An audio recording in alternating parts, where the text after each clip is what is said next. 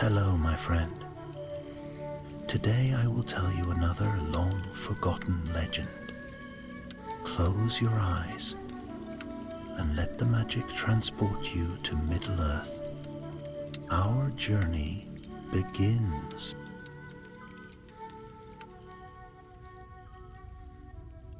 In the years after the fall of Smaug and the rekindling of Erebor's forges, there came a quieter season in Middle-earth, when winter winds softened and trade returned to the roads. Yet peace among the dwarves is a fragile thing, for old pride rests deep in stone, and deeper still lie the ancient works of their fathers. It was in such days that whispers began to stir, first in market halls, then around council fires. Travelers from the north spoke of tremors under the gray mountains and of shapes glimpsed against the snow, long and sinuous, like living shadows. But more troubling still was the rumor that rose from the deepest delvings. A vault, long lost, opened at last by a shifting of the earth.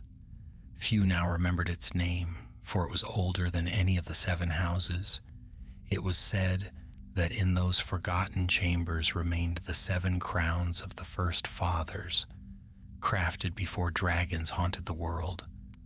And though none could swear the tale true, even the faintest echo of such treasures was enough to send unease through every Durinfolk hall from Erebor to the Iron Hills. For if the crowns were found, who should bear them? Which clan would have the right to reclaim such heirlooms of kingship? Old disputes, quiet for generations, began to murmur again. Among the young warriors of Erebor was Dainri, son of Brodin, not yet of great renown, but steady of hand and loyal to his kin. He lived a simple life within the mountain, training in the eastern yards, tending to the watchfires, and listening to the tales of the veterans. Though Dainri dreamed of deeds worthy of song, he never imagined his name would be carried far beyond the gates he guarded. But fate has a way of reaching even those who do not seek it. One evening, as the forges dimmed and the gold light of the great halls softened, Dainri was summoned to a private council chamber. When he entered, he found Lord Balrim, captain of the Eastern Guard, speaking with 2 messengers from the Iron Hills. Their armor was dusted with frost, and their faces were grim. Dainri, Balrim said, we have need of keen ears and a steadier heart than most. What you hear within these walls must remain here. Do you understand? I do, Dainri answered, though his pulse quickened. The elder of the messengers stepped forward. The rumors are true. A vault has been uncovered beneath the gray mountains, one bearing the markings of the First Age. Our scouts saw doors carved in the old runes, sealed by craft no clan now remembers. Balrim's voice dropped. And there is more. A faction led by Fror Stonevine marches toward those halls. He claims the crowns should be his, as heir to a forgotten line.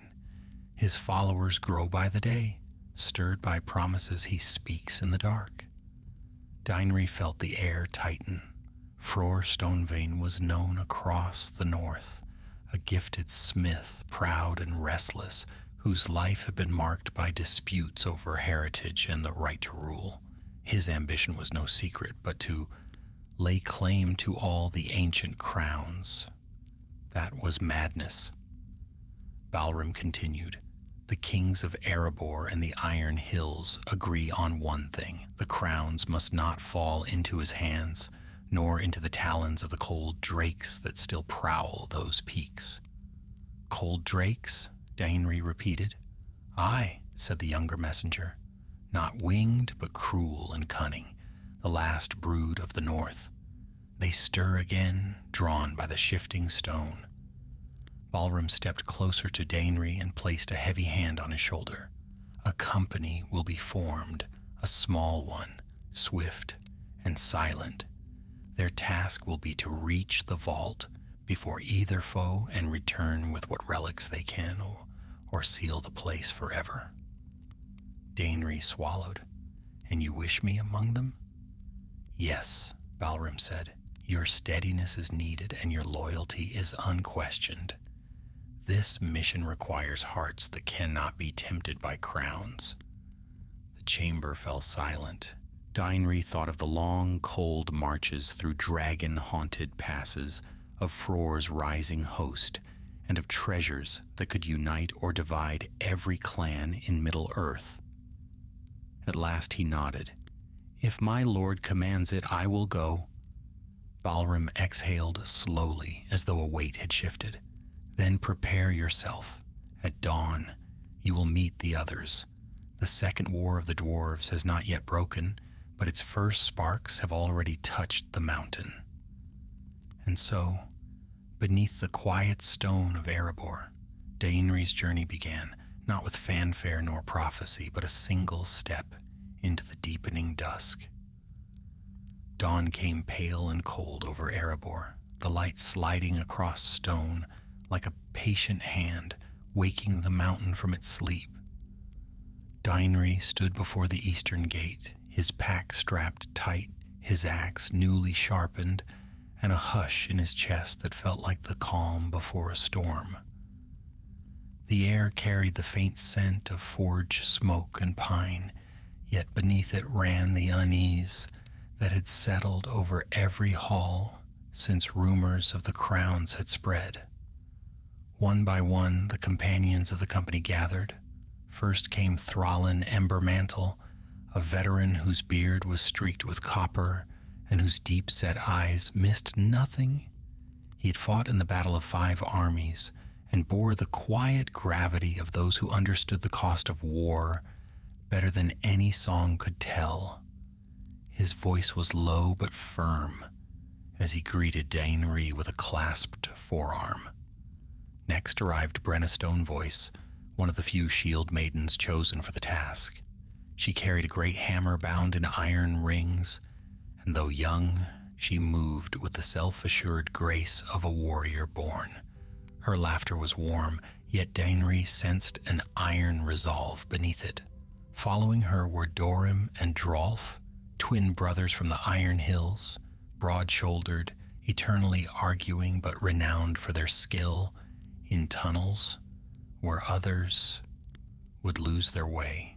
They carried pickaxes sharpened fine as blades, and each wore a matching braid woven with runes for good fortune. Last came the one Dainri had not expected, Odric Rune-Sighted, an old scholar whose knowledge of ancient delvings was second only to his stubbornness. He leaned on a heavy oak staff carved with sigils. His beard was white as frost, and his eyes were sharp as mountain wind. "You are surprised to see me," Odric said, raising one bushy brow. "I thought we were meant to travel fast, Master Scholar," Dainri replied carefully. "And so you shall," Odric sniffed, "but speed alone will not open doors wrought by the First Fathers, nor will muscle alone outwit dragons that hunger for the forgotten hordes of ages past." Thrallin stepped forward, surveying them with a soldier's eye. "Our path lies north along the running river, then west into the foothills of the Grey Mountains. We travel light and speak little. Fror Stoneveen marches with near 100, and scouts say he has already left the Iron Hills. We must stay ahead of him." Brenna tightened the strap of her hammer. "And the cold drakes? They hunt by dusk," Thrallin said. "By day they lie among the rocks, waiting for foolish travelers. We shall have to be neither foolish nor loud." With that, the eastern gate opened, and the company stepped into the world beyond. 6 shadows stretching long across the frost-touched stones. As they set out toward danger, none of them could yet fully name. Their first days were steady and uneventful, spent following the river north. The land rolled gently, dotted with ancient boulders that looked like the bones of giants long buried. Dainri found comfort in the soft murmur of water beside them, though he sensed the others growing increasingly alert. Tracks began to appear, deep marks in the earth like those of great serpents sliding through brush. On the fourth evening, as the sun dipped behind the mountains, Doram crouched near a gouged stone and ran his fingers across its surface. "This is fresh," he murmured. "The drake that made this is not far." Drolf sniffed the air, and it was angry or hungry. Odric shuffled closer, his staff tapping the earth. Cold drakes are clever. They listen, they watch. Some say they understand more than beasts should. "We are not here to test their wisdom," Thrallin replied. "We camp beneath the ridge tonight. No fires." They made a shelter in the shadow of a jutting cliff, its stone dark and sharp as an axe blade. The moon rose, thin and pale, as the company ate in silence. Dainri took the second watch.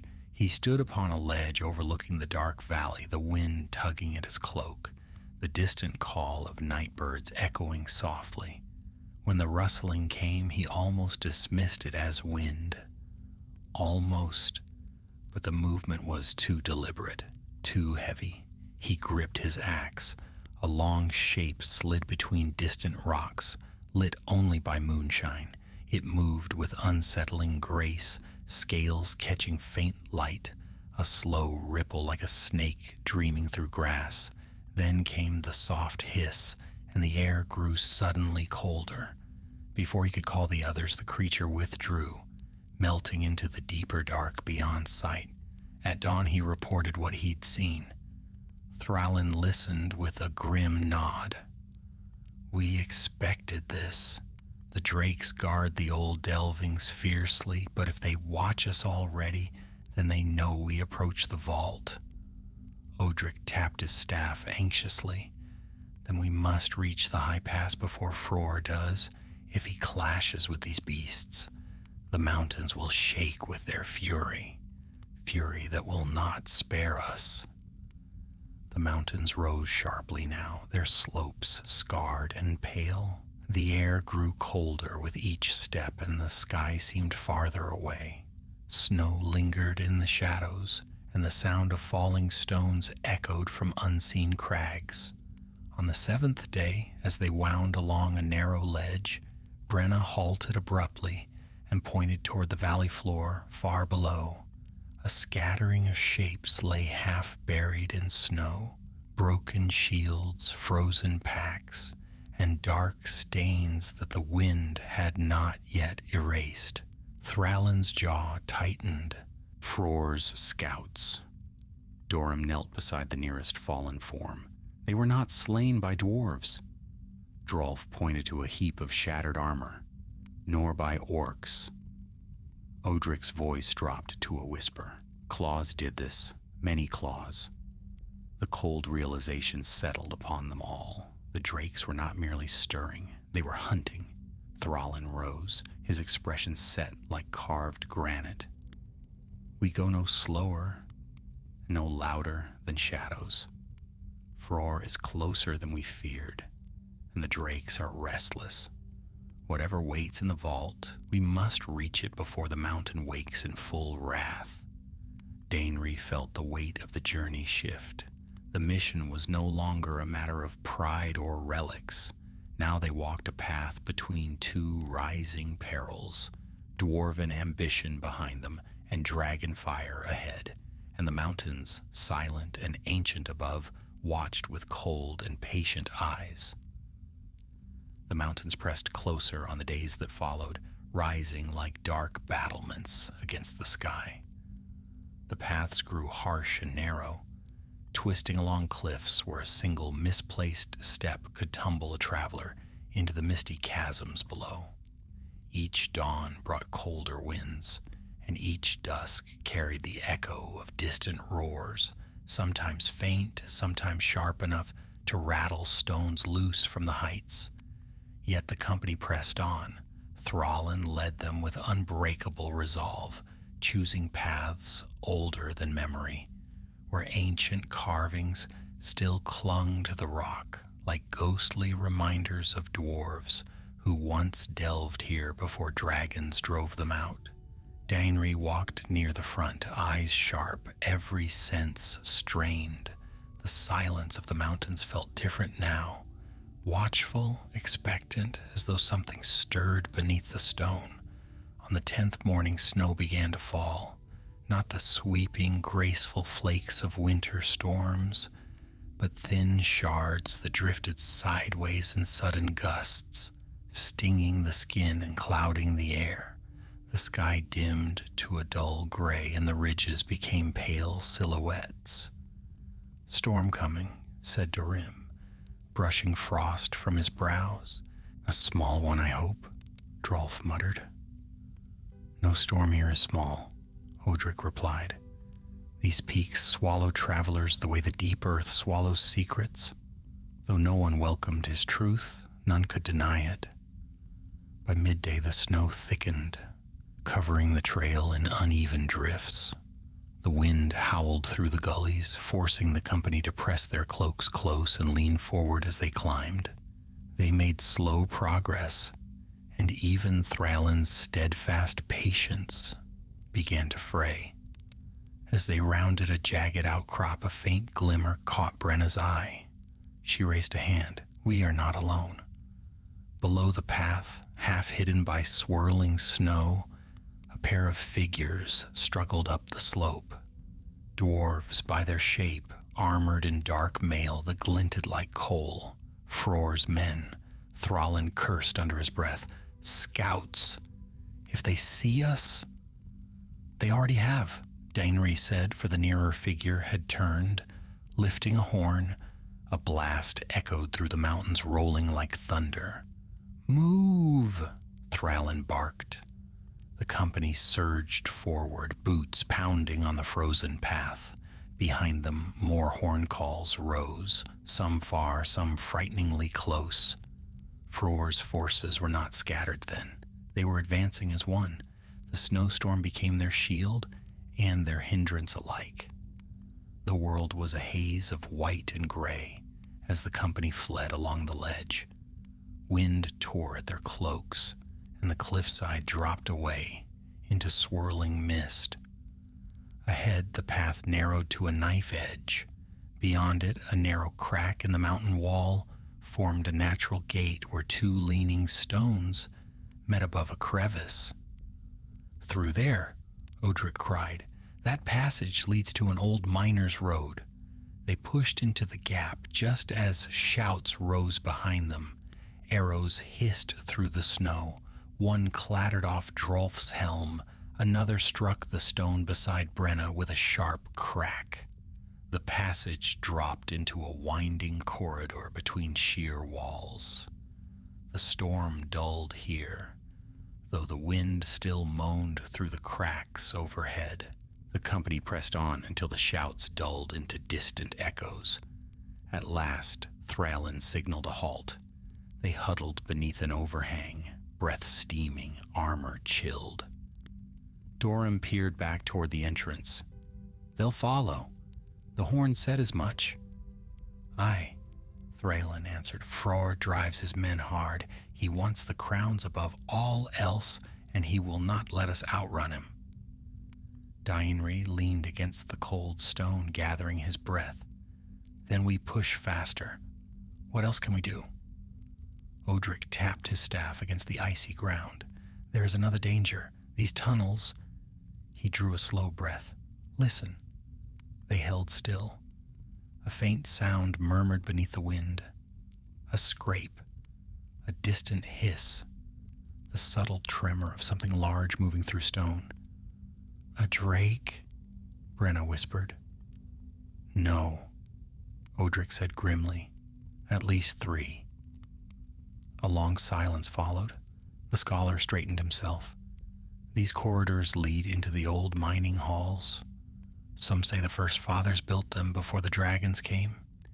If the vault lies anywhere near, it will be ahead. But we must be cautious. The drakes know these tunnels well. Thrallin set his jaw. Then we keep close and move quietly. They press deeper into the mountains, torches unlit, relying on the faint glow of lichen along the walls. The air grew warmer, unsettlingly so, like a breath exhaled from deep chambers. The path widened into an ancient hall where pillars carved in forgotten styles rose like tree trunks, their tops lost in shadow. Drolf whistled softly. These stones, older than the crafting of Durin's line, and abandoned for good reason, Odric murmured. As they moved between the pillars, Dainri felt a tremor beneath his boots, a faint vibration, then stillness. He raised a hand, but before he could speak, the hall answered. A low rumble swelled, echoing through the stone, followed by a grinding scrape that set every pillar trembling. The air grew hotter. Dust rained from the ceiling. "Back!" Thrallin barked. A massive shape burst from the darkness ahead, scaled hide shimmering like dull metal, eyes burning with cold malice. Its long jaws opened in a hiss that rattled shields and drove the torchless shadows back. A cold drake, full grown. The creature surged forward, tail lashing, claws tearing gouges into the stone. Dainri dove aside as its jaws snapped where he had stood. Brenna swung her hammer, the blow striking home with a dull crunch, but the drake only recoiled, enraged. "Run!" Thrallin roared. "We cannot stand against it here." The company scattered through the hall, dodging columns as the beast lunged, its breath a chilling vapor that dampened the air with unnatural frost. Dorum and Drolf darted along the right wall, searching desperately for an exit. Brenna shielded Odric as the scholar stumbled over a fallen stone. Dainri spotted a narrow passage at the far end of the chamber, a thin slit in the wall barely wide enough for one at a time. "This way," he shouted. The twins reached it first, vanishing into the dark. Brenna pushed Odric toward the opening, then followed. Thrallin was last to enter, turning once to meet the drake's glare. Its claws raked the wall as it lunged, but the gap was too small for its massive bulk. Its hiss echoed after them, promising pursuit. The passage wound sharply downward, then leveled into a smoother corridor. Only when the drake's snarls faded into distant echoes did the company slow. Dainri leaned against the wall, heart pounding. That was no chance meeting. "No," Thrallin agreed. "The drakes guard these halls, and now they know we are here." Odric lifted his torch at last, striking flint until a small flame sputtered to life. The light revealed something none had expected. Before them lay a door of ancient stone, carved with runes, older than Erebor, older than the Iron Hills. Runes the color of starlight, glowing faintly in the dim. The scholar's eyes widened. "By the deep roots, we have found the outer threshold. The threshold of the vault, where the 7 crowns waited." But as Dainri studied the runes, he felt the air shift behind them. Far away, deeper in the tunnels, came a faint, chilling sound. A second drake hissing in answer. The mountains had awakened, and the race for the crowns had truly begun. The ancient door loomed before them like the stern face of some forgotten guardian. Its runes pulsed faintly, slow, steady breaths of pale blue light that shimmered across the carved stone. The air around it felt different, heavier, as though age itself clung to the threshold. Odric stepped forward, torch raised, awe softening his voice. These symbols, they belong to the first makers, not the seven fathers, but those who shaped the earliest delvings before the clans were divided. Few have ever seen such a craft. Thrallin kept his axe ready. Can you open it? In time, Odric muttered, if the mountains grant us the patience. The scholar ran his fingers across the runes, his lips moving in quiet recitation. Beneath the hum of the glowing script, the air still carried remnants of the drake's distant calls, soft, echoing, too close for comfort. Drolf shifted uneasily. We cannot linger long. No, Thrallin agreed. We must assume Fror's scout saw us take the passage. They will search for another way around. We have little time. Deinry kept watch down the corridor they had come through. The dark felt alive behind them, shifting in the flicker of Odric's torch. He imagined scales brushing stone and cold breath drifting through cracks. Each heartbeat stretched taut. Odric lowered his staff, then struck the stone floor 3 times with its base. The runes brightened and dimmed in an answering pattern. A lock of rhythm, he murmured. Old, clever, dangerous. Can you break it? Brenna asked. I can break many things, Odric said dryly, but not this. It must be answered, not forced. He tapped again. Slow, measured tones that echoed like distant hammer strokes. For a moment, nothing happened. Then the runes pulsed brighter. A deep tremor shivered through the stone, and with a sound like a mountain exhaling, the great door sank inward, sliding smoothly into the floor. Dust pirouetted in the torchlight. Beyond the threshold lay a vast hall. The company stepped inside cautiously, their small flame casting long shadows across the chamber. Pillars of black stone lined each side, carved with winding patterns of stars and beasts long forgotten. Atop each pillar rested a bowl-like carving where faint embers glowed, ancient lights that had not been fully extinguished by the passing of ages. This place, Brenna breathed, it feels as though the world left it behind. Odric nodded slowly. And yet it remains. They moved deeper. The hall sloped downward into a broad chamber, half collapsed but still grand. Carvings of dwarves in solemn procession lined the walls. Doorways branched in every direction like the roots of a stone tree. Which way? Dorim asked. Odric closed his eyes, thinking. The vault should lie in the lowest chamber, where the mountain's heart beats slowest. Then down we go, Thrallin said. But Daenry hesitated, sensing something off.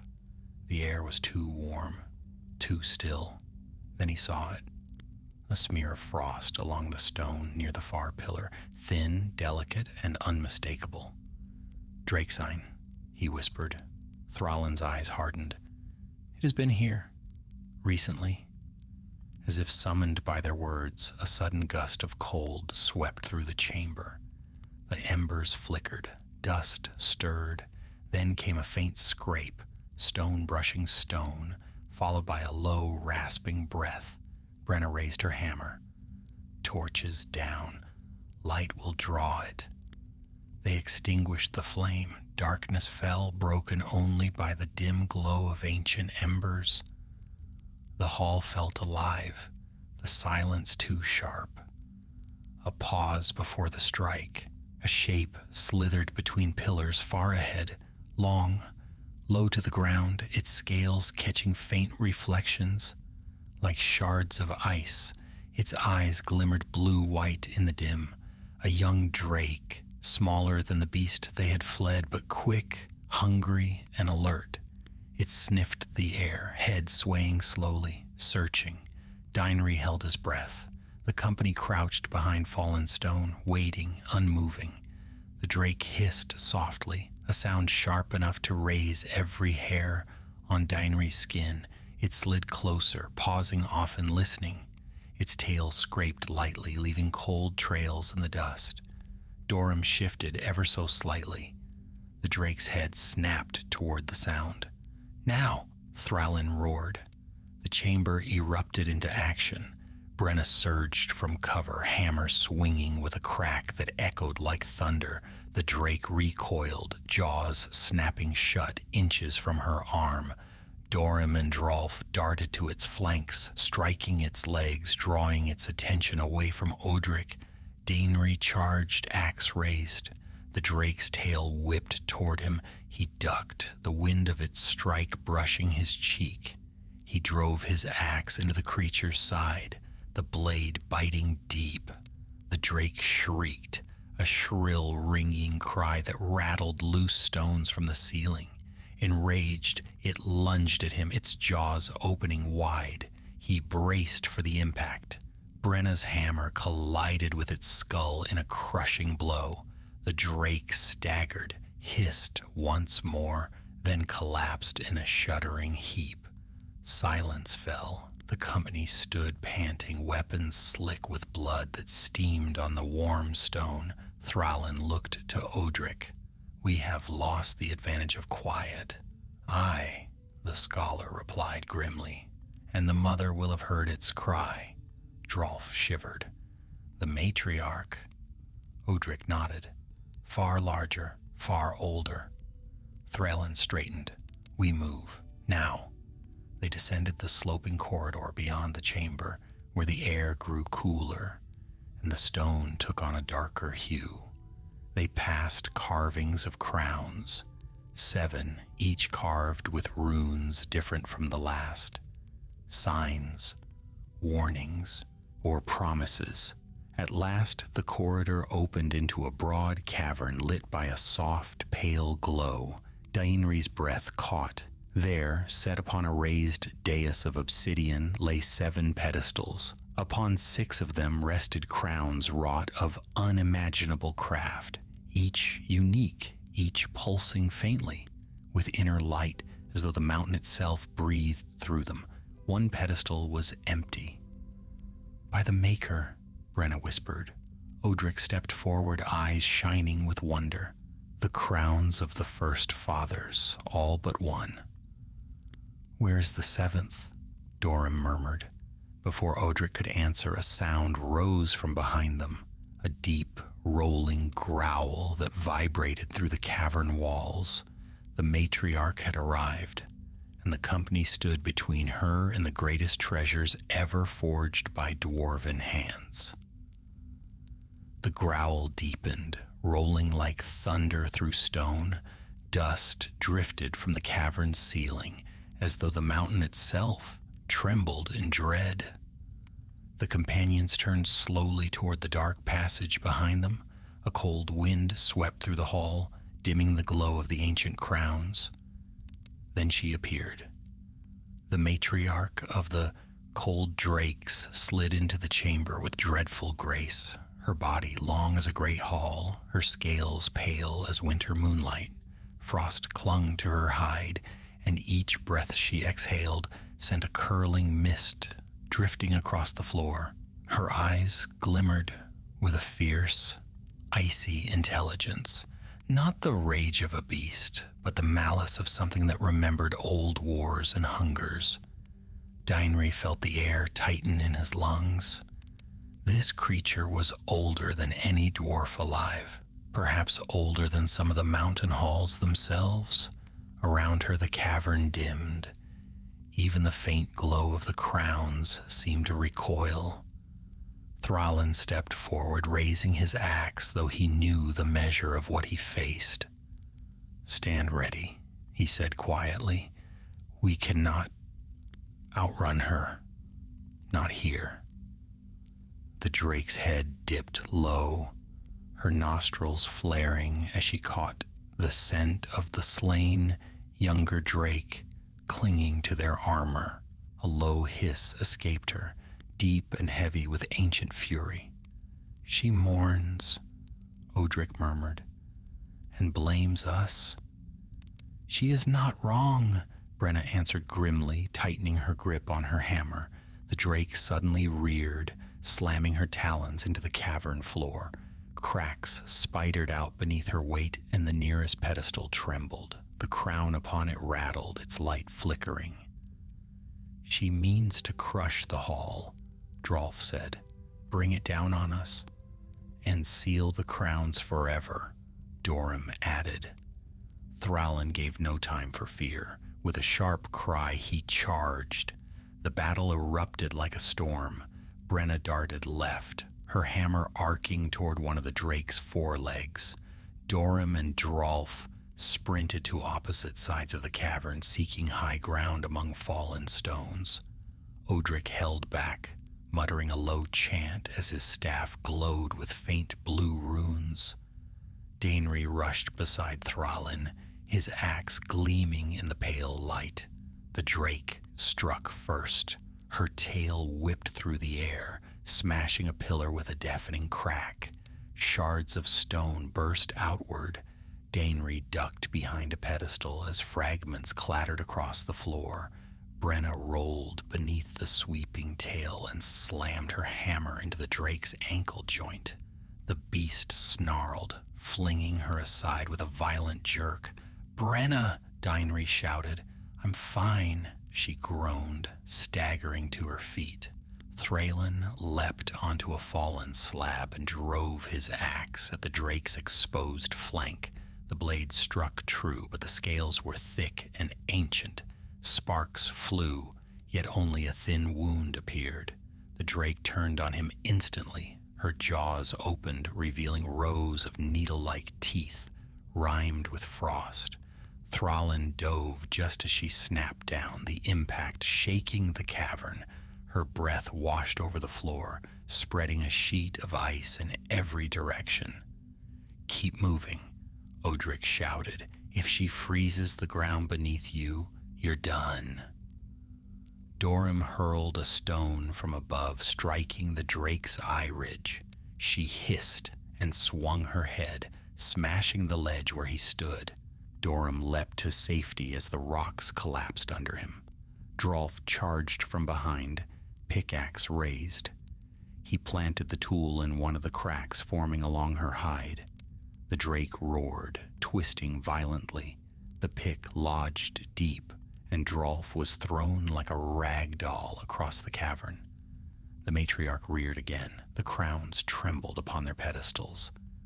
Dainri saw the pattern now, the way she guarded the empty pedestal most fiercely, the way her eyes flicked toward it even in battle.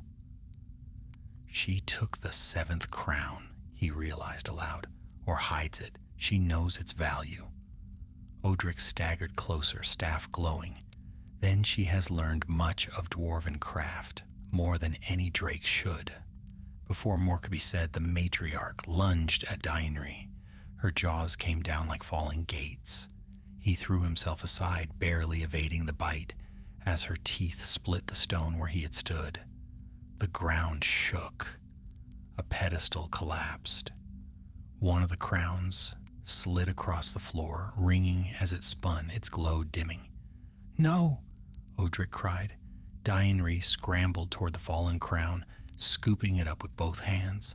The moment his fingers brushed the metal, a strange warmth pulsed through him, steady, ancient, heavy with memory. His vision blurred for a heartbeat. He saw images he could not understand, dwarves kneeling, mountains rising, firelight gleaming on new-forged gold.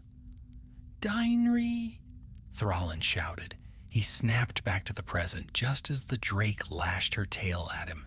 He rolled beneath the blow, clutching the crown to his chest. Brenna smashed her hammer into the creature's leg again, drawing its attention away. "Get the crowns off the pedestals," Odric yelled. "All of them. If she brings the hall down, they will be buried forever." Dorum and Drolf rushed to comply, lifting the shining relics with reverent care.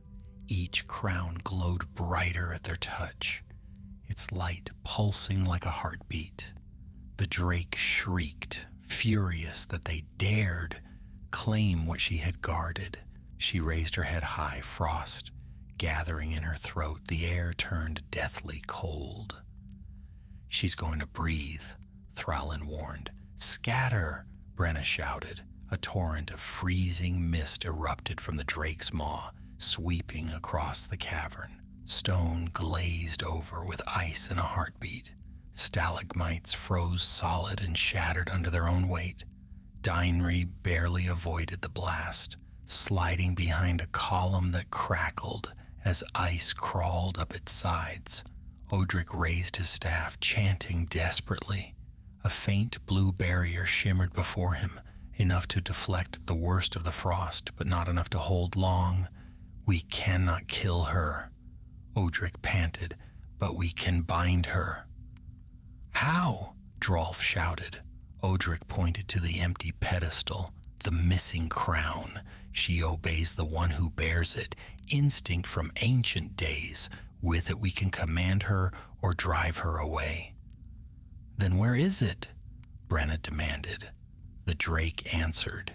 She reared high, and from deep within her chest cavity, between armored plates and scarred scales, faint gold light seeped through. Dainri's heart froze. She swallowed it. The matriarch roared again, louder than before, and the cavern's ceiling cracked. Stone groaned overhead. Thrallin gripped his axe. "If we do not act now, the mountain will bury us all." Dainri looked at the crowns in their arms, the weight of dwarven history glowing in the dim cavern, and at the drake before them, the ancient thief of their forgotten king. He knew then what they must do. "Draw her toward the chasm," he shouted, pointing to a deep fissure behind the dais, a crack in the stone that fell into darkness. "If we cannot take the crown from her, we can take her from the crown." Understanding flashed in Thrallin's eyes. "Everyone to the far side. Make her follow." The company scattered toward the deep cleft in the rock, carrying the 6 recovered crowns. The drake, enraged at the theft, surged after them with terrible speed. The ground shook beneath her massive weight. Dust poured from the ceiling. The cavern trembled on the edge of collapse, and as the companions raced toward the chasm, Dainri realized they had only moments left. Either the drake would fall, or they would. The cavern rumbled like a waking giant as the company sprinted toward the great fissure that split the chamber's far end. The chasm yawned beneath a jagged ridge, its depth hidden in a blackness that swallowed the light. Dainri clutched the fallen crown against his chest, feeling its warmth pulse through his arms, as though urging him onward. Behind them thundered the matriarch. Her massive body scraped against the stone, tail lashing, frost trailing behind her in ghostly coils.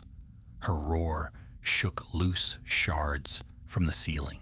The ancient hall groaned under her weight. Each strike of her claws cracked the floor, widening unseen fractures.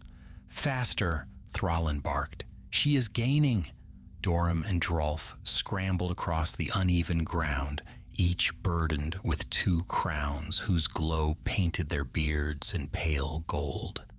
Brenna supported Odric, whose breath wheezed from exhaustion, though the fire in his eyes had not dimmed. The matriarch lunged, her jaws snapping inches from Dainri's heels.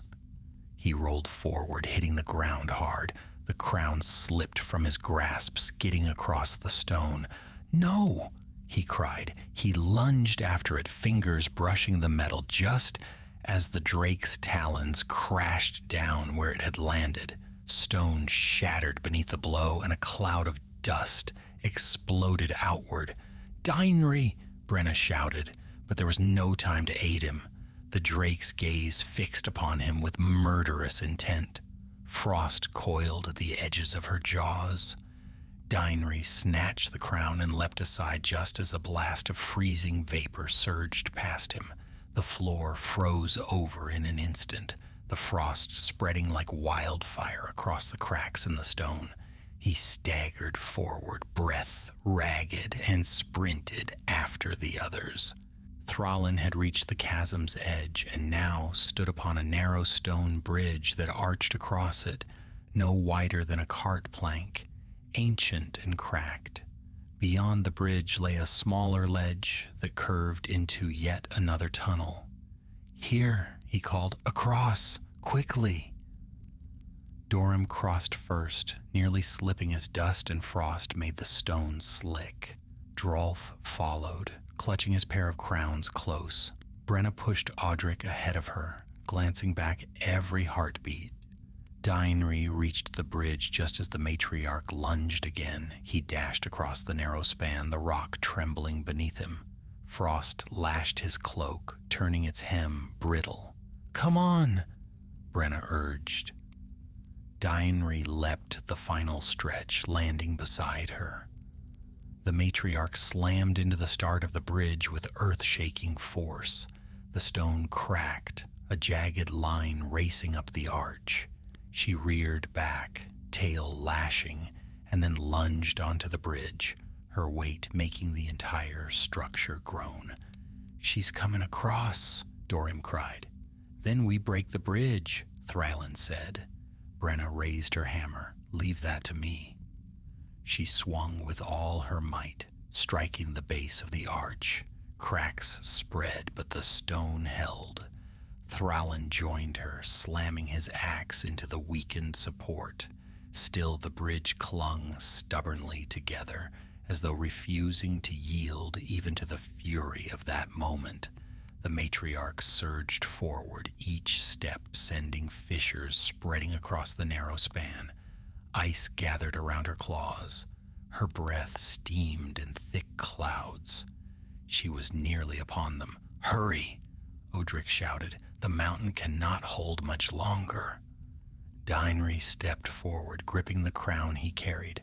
"Strike here," he told Brenna, pointing to a hairline crack already running along the stone. "This is the fault." She nodded once. Then she swung. The blow landed with thunderous force. Stone groaned, split, and then the bridge collapsed in a thunder of crumbling rock. The matriarch shrieked, her massive body pitching backward. She clawed desperately at the falling stones, but the avalanche carried her into the chasm. Her roar echoed up the walls as she tumbled into the abyss, a fading cry swallowed by darkness. The company stood, frozen, listening, then silence. The dust settled slowly. The cavern's rumbling subsided. The fractured pillars ceased trembling. The mountain grew still once more. Drolf exhaled shakily. Is it done? Is she gone?" Audric leaned heavily on his staff. None could survive a fall like that. Not even a matriarch. Brenna wiped dust from her brow. "Then we must take what we came for and leave this cursed place before the rest of the tunnels collapse." Thrallin nodded. "Count the crowns." Dorim set his 2 upon the ground. Drolf, Brenna, and Audric added theirs. 6 crowns gleamed faintly in the dim light. Dainri placed the 7th beside them. Together they formed a circle of shining gold and runes, each crown unique, some shaped with sharp peaks like mountain ridges, others curved like flowing river stone, and one adorned with the patterns of 7 stars. The air hummed softly around them. Audric knelt reverently. "Behold the works of our earliest ancestors. These relics have not felt the sun for countless ages." Thrallin looked upon them with pride, yet his expression remained troubled. "We have the crowns, but Fror still hunts us, and he marches with many. We are few." "He will not give up," Brenna said, "not while these exist." "And if we return them to Erebor," Dorim added, "a new conflict may rise among the clans." Audric stroked his beard. "The crowns hold power, not merely in craft, but in meaning. The first fathers forged them as symbols of unity, not dominion. Misused, they could divide our people more thoroughly than any dragon's tooth. They all fell silent. Dainri looked at the relics, their glow reflecting in his eyes. A thought stirred within him, quiet but insistent. "We must take them out of Fror's reach," he said, "but we must not keep them together." The others turned to him. Dainri continued, "Not in Erebor nor the Iron Hills, nor any single hall. If the crowns are to unite rather than divide, they must be hidden, guarded separately. Only together should they return, and only when all clans agree." Odric nodded slowly, wisely spoken for one so young. But Thrallin laid a heavy hand on Dainri's shoulder. "That may be the only path that spares us war."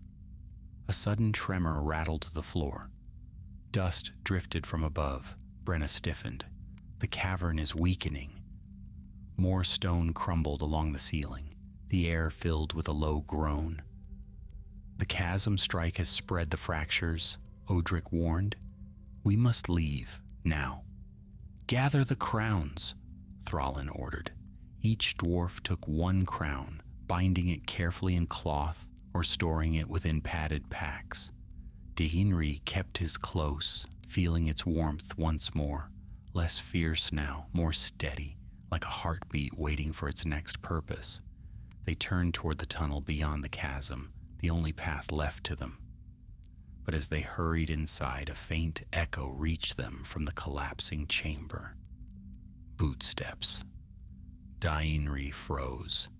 He knew those steps, heavy, determined, relentless.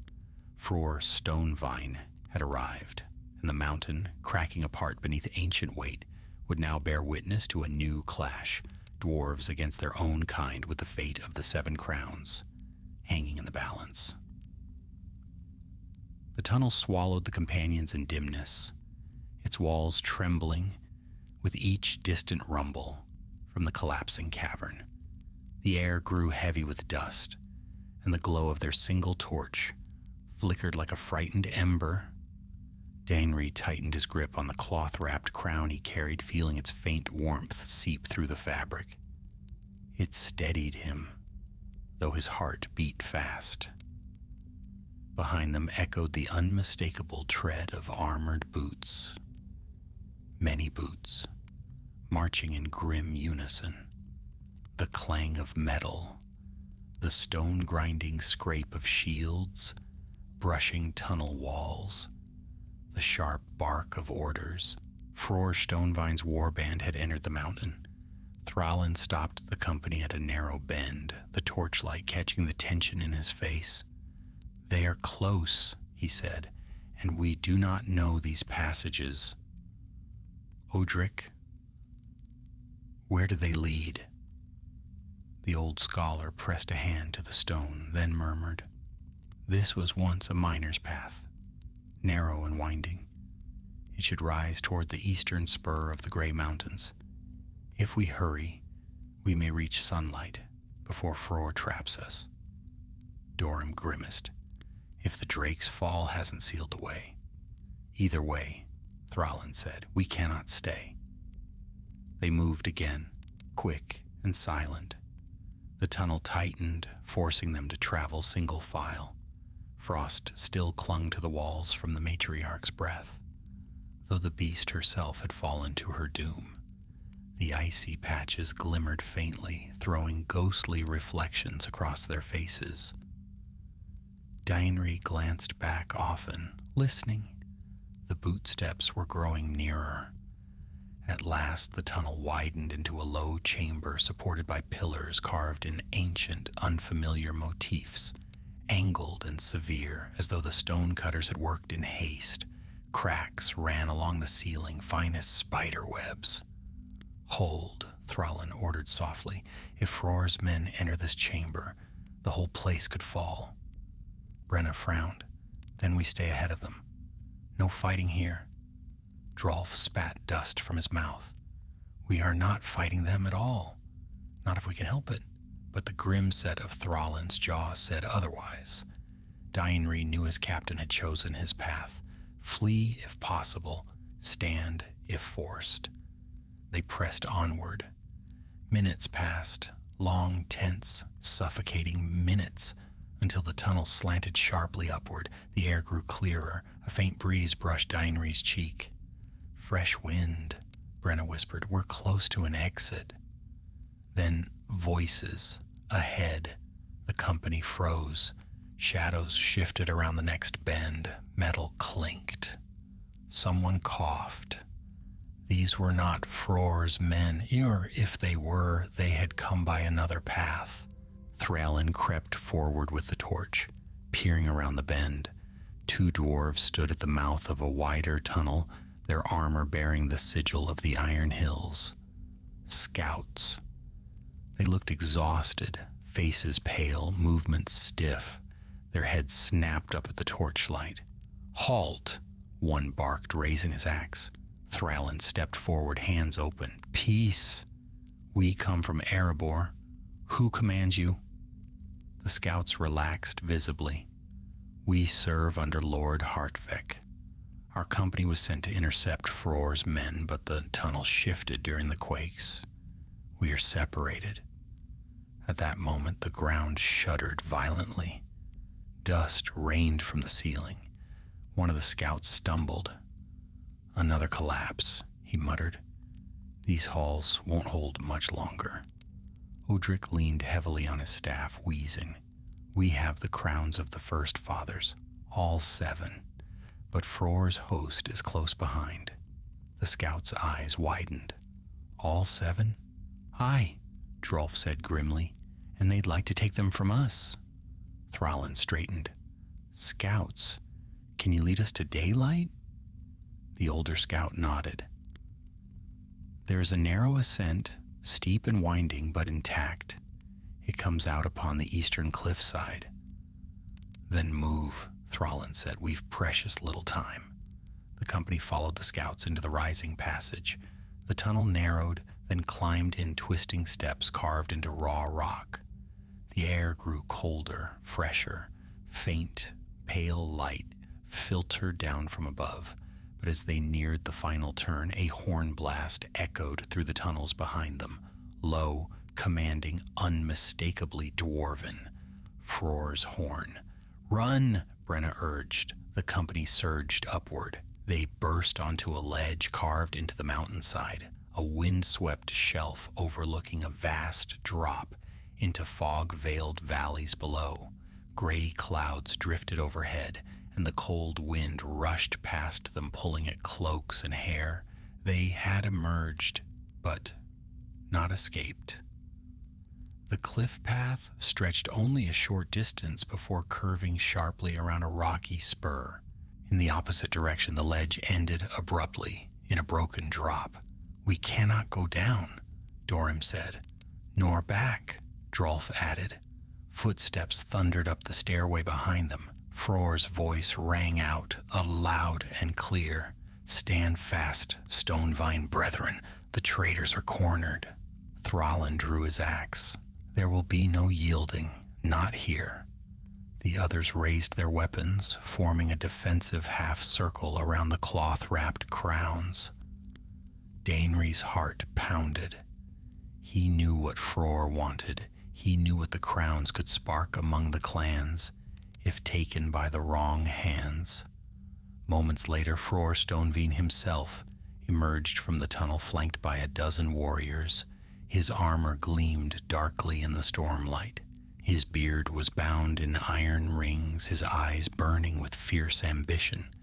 At the sight of the company and the bundles at their feet, he smiled coldly. At last, he said, you've saved me the trouble of finding them. Brenna stepped forward, hammer raised. You will not have them, Fror. Will I not? He answered. Do you think yourselves worthy to bear what the first fathers forged? You are guardians of lesser halls, steady hands perhaps, but weak in vision. Vision? Dainre spat. Or hunger? Fror ignored him. His gaze swept the ledge. He saw the danger of the precipice, the narrowness of the path, the unstable footing. His smile faded. "Give them to me," he said, voice hardening. "Do so, and I promise you a place in the new kingdom I will forge." "You mean to crown yourself king of all clans?" Thrallin growled. "I mean to give our people what they have lacked since the breaking of our houses," Fror replied. "A single ruler, a single purpose, a future worthy of our ancient strength." Odric lifted his staff. "A king who takes the crowns by force will unite no one." Fror's lip curled. "Then I shall take them by right." He raised his hand. "Seize them." His warriors surged forward. The clash exploded upon the ledge. Steel rang against steel. Sparks flew as axes met shields. The wind howled around them, tearing at beards and cloaks. Brenna collided with a warrior twice her size, her hammer smashing into his shield with bone-rattling force. Dorum and Drolf fought side by side, weaving around each other with practiced precision, their blows sharp and relentless. Thrallin met Fror head-on. Their axes struck like thunder, the impact sending both sliding across the loose gravel. Fror fought with brutal strength, his strikes heavy enough to cleave stone. But Thrallin blocked him again and again, gritting his teeth against the force.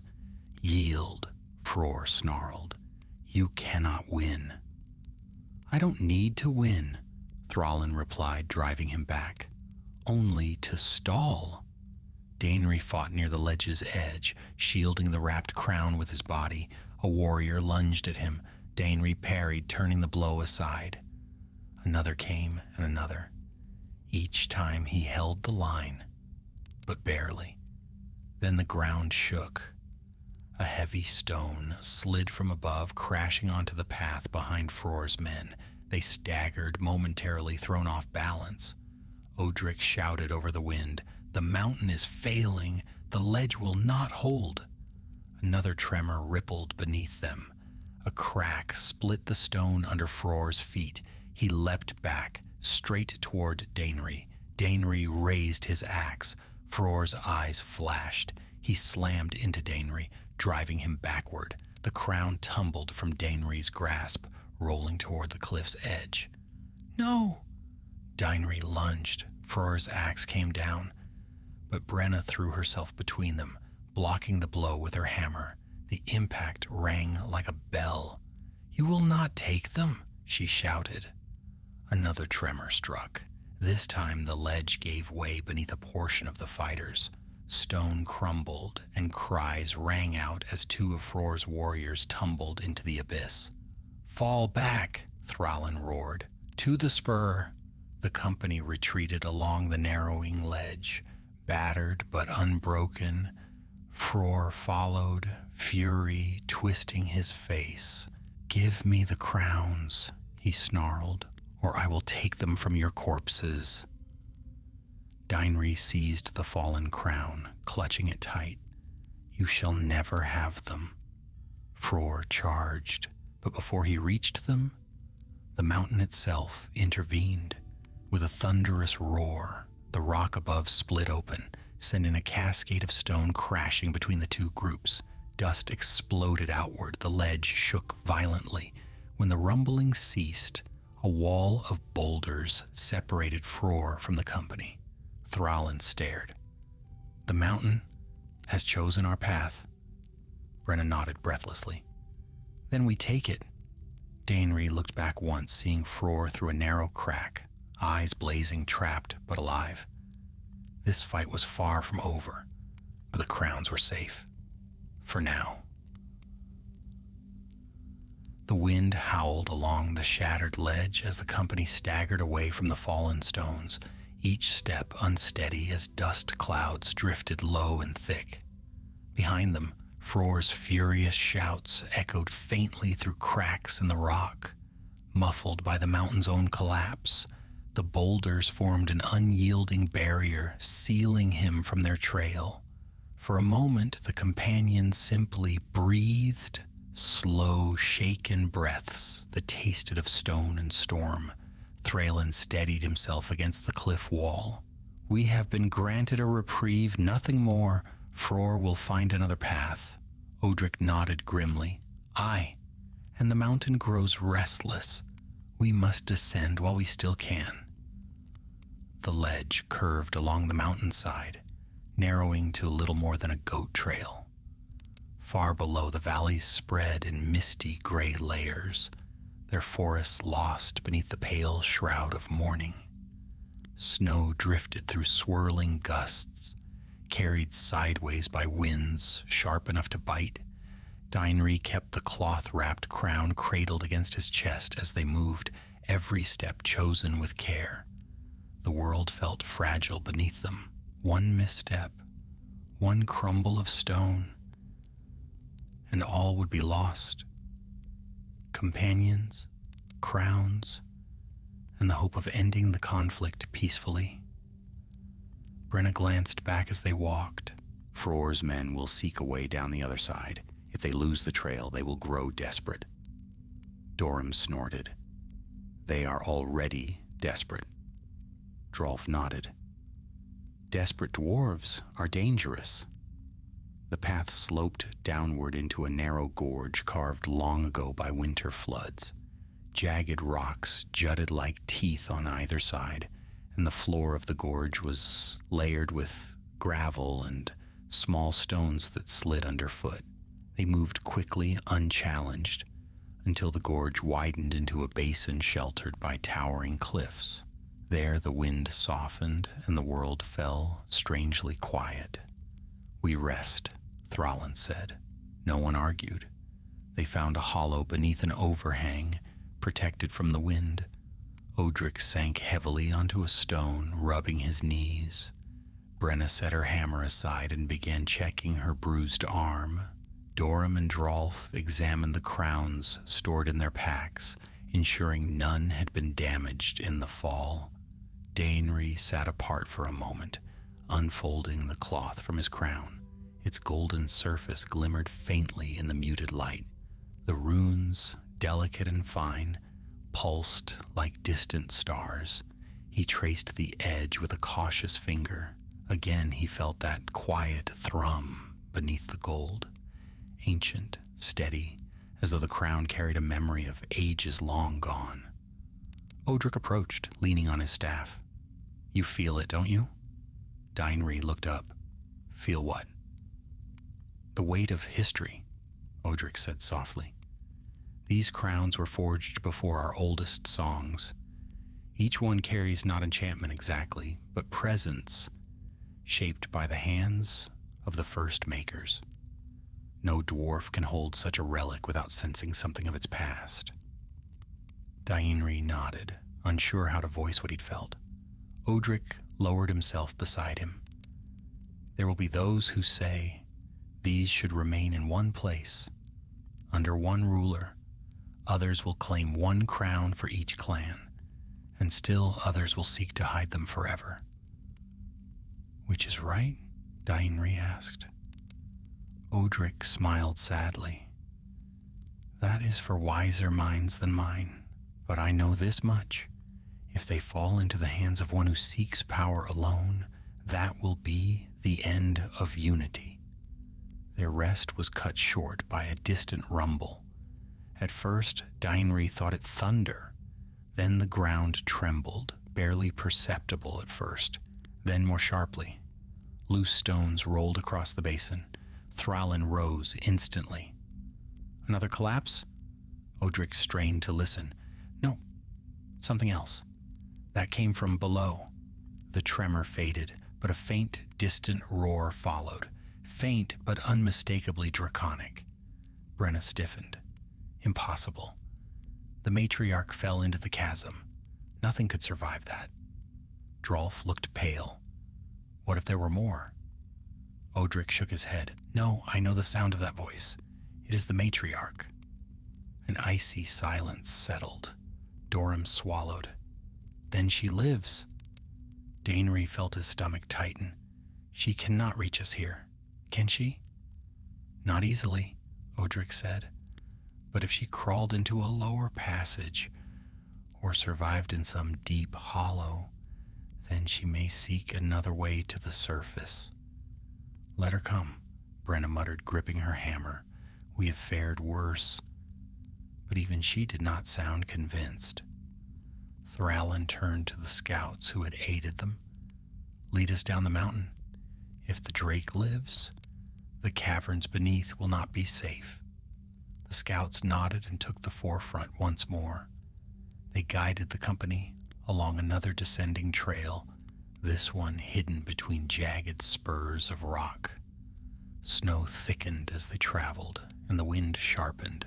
Clouds gathered low, casting a gray gloom over everything. Hours passed before they reached a stony plateau overlooking a vast slope of broken earth. Here the world opened wide, mountains marching in long lines to the west, forests thick with winter mist to the east. We are nearing the outer foothills, said the elder scout. From here, the path bends toward a frozen lake fed by mountain springs. Once we pass it, we enter safer lands. But they never reached the lake, for as they skirted the plateau, Dainry spotted something ahead, dark shapes moving in the snow. At first he thought wolves, then he saw the glint of steel. Hold, he whispered. Thrallin raised a closed fist. The company halted. Dozens of armored dwarves emerged from the swirl of snow, advancing steadily. Their shields bore the same sigil as those of Fror's men. Their cloaks snapped in the wind. At their head marched a figure in dark scale mail, helm crowned with twisted iron. Fror Stonevine. Dainry's heart sank. How did he... Odric's eyes narrowed. There must have been a second tunnel, one that the collapse did not block. Fror lifted a gauntleted hand, and his force stopped in perfect unison. His gaze locked on the companions. You cannot flee forever, he said, voice amplified by the cold air. The crowns belong to the dwarves of the north, my dwarves. Thrallin stepped forward. We will not give them to you. Fror's reply was quiet, steady. Then you will not leave this mountain alive. He raised his arm, his warriors advanced, axes drawn. The companions tightened their ranks. Dorim and Drolf flanked Thrallin. Brenna took the front with her hammer. Odric lifted his staff, runes glowing faintly. The scouts stood ready, though fear flickered in their eyes. Dainry stood at the back, the crown still wrapped beneath his cloak. He watched Fror approach and felt the weight of what lay in his hands. Not merely gold, not merely craft, but something that could shape the fate of all their people. The snow whipped around them as both sides braced for the clash. Then the mountain roared. All dwarves, friend and foe, paused as a deep growl shook the earth beneath their feet. Snow slid from the cliffs above. A distant, echoing hiss filled the air. Brenna whispered, "She hunts." One of Fror's warriors looked back in dread. "A drake! Here?" Another tremor. Stones tumbled down the slope. Fror's eyes widened, not in fear, but in fury. "You bring beasts behind you now? Cowards!" "Not us," Thrallin said. The sky above split open with a burst of snow as the surviving matriarch dragged herself over the distant ridge, her vast silhouette framed by storm clouds. Her pale scales were marred with cracks and wounds, yet her strength remained terrible, and her gaze was fixed upon the crowns, upon the dwarves, upon vengeance. For the first time, Fror hesitated. Dainry felt the moment shift, the dangerous, trembling pause in which fate reshapes itself. They were no longer merely hunted by a rival clan. They were trapped between a relentless foe and an ancient terror that would follow them to the ends of the mountains. Odric whispered, This changes all paths." Yes, Dainry thought, but which path now leads to survival? They had little time to choose, because the drake roared again, and the storm answered. The matriarch's roar rolled across the plateau like thunder breaking in a hollow sky. Snow swept sideways in great sheets as though fleeing from her arrival. The dwarves, both Fror's war band and Thrallin's company, stood frozen between the storm and the beast, caught in a silence so sharp it felt like drawn steel. Fror was the first to move. He stepped forward, axe raised, voice ringing out over the winds. "Stand your ground. One drake, wounded and half-starved. She cannot face the strength of true dwarves." But even his warriors shifted uneasily, for the matriarch was no common beast. Her body was torn from the fall. Yes, one wingless shoulder scraped raw, one eye clouded with a pale film. But her presence carried an ancient weight. Frost seeped from her jaws with every breath, drifting across the snow in tendrils that curled like ghostly fingers. "She hunts us all," Thrallin said, voice low but steady. "Not only us, your men too, Fror." Fror sneered. "Do not pretend my fate is bound to yours." But Odric shook his head. "It is. For she seeks the relic she swallowed, the seventh crown, not out of greed but memory, and she will not stop until she has reclaimed the treasure she believes is hers." As if summoned by his words, the drake reared, jaws gaping. A blast of frost erupted from her throat. The ground trembled as the icy torrent swept across the plateau, freezing stone and snow alike. Fror's front line scattered, some dropping to their knees, others slipping on the rapidly forming ice. "Shields!" Fror bellowed. "Raise shields!" His warriors formed a wall, bracing themselves as frost battered against iron and oak, but even their solid defense faltered. Crystals crawled over their boots, locking them in place. One dwarf slipped and fell, his shield torn from his grasp, as ice sealed it to the ground. The companions, positioned farther along the ridge, found cover behind an outcropping of stone. The icy winds washed over them, numbing fingers and cheeks, filling the air with a biting cold. "We cannot hold this place," Brenna said through chattering teeth. "No," Thrallin agreed, "but neither can Fror." A sharp crack echoed from the cliffside as the frost split a boulder nearly in two. Snow cascaded down in thick waves. The drake advanced, each heavy stride shaking the earth. Fror's warriors attempted to regroup, but the beast loomed over them like a pale mountain sliding from its peak. Thrallin seized the moment. "Fror!" he shouted. "Your fight is not with us, not today." Fror turned sharply. His eyes flicked from the drake to the companions, then to the snowbound path ahead. Rage twisted his features, but beneath it calculation sparked. Dainri held the crown against his chest, wrapped tightly in cloth. Its warmth pulsed faintly, as though aware of the presence of the creature that had stolen its twin. The matriarch's gaze fixed on Dainri. A chill ran through him as her ancient eye glowed with terrible clarity. "She knows," he murmured. "She knows I carry one." Odric stepped close. "She knows all of them are here, and she means to reclaim them." Fror signaled to his lieutenants. "Form a crescent. Drive her toward the cliff." "Fool," Thrallin muttered. "She will break your line." "She will break yours first if you do nothing," Brenna replied. The drake lunged. Her body, massive and relentless, swept across the snow. Two of Fror's warriors were flung aside like stones in a flood. Her tail lashed downward, shattering the frozen ground and sending shards of ice spinning into the air.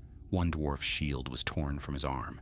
Another slid dangerously close to the plateau's edge. Fror himself charged, swinging his axe high. The blade sparked across the drake's shoulder, tearing a shallow wound. The matriarch turned on him with a roar that made the wind recoil. Her jaws snapped. Frore barely dodged, rolling aside as her teeth clamped into frozen earth. Frost spiraled outward from the impact. "We cannot let her reach him," Daenri said suddenly. Thrallin looked sharply at him. "Why?" "Because if she kills him," Daenri answered, "his warband will break, and they will blame us for the disaster, and the crowns will be ours alone to bear, which will damn us in the eyes of every clan." Odric nodded. "Daenri speaks true. If Frore falls here, the balance shatters. We cannot allow the clans to descend into open war." Thrallin grimaced. "Then we fight the Drake, but we do it together." Before he could give the command, the matriarch reared again, frost boiling in her throat. She aimed herself toward the largest cluster of dwarves, Frore's shield wall, ready to unleash a blast powerful enough to wipe them out entirely. Daenri acted without thinking. "Scatter!" he yelled, sprinting forward from behind the outcrop. "Daenri!" Brenna cried after him. But Daenri knew the Drake's hunger. She wanted the crowns, not the dwarves. He tore the cloth from the crown he carried, raising it high so its golden runes gleamed in the cold light. The Drake froze.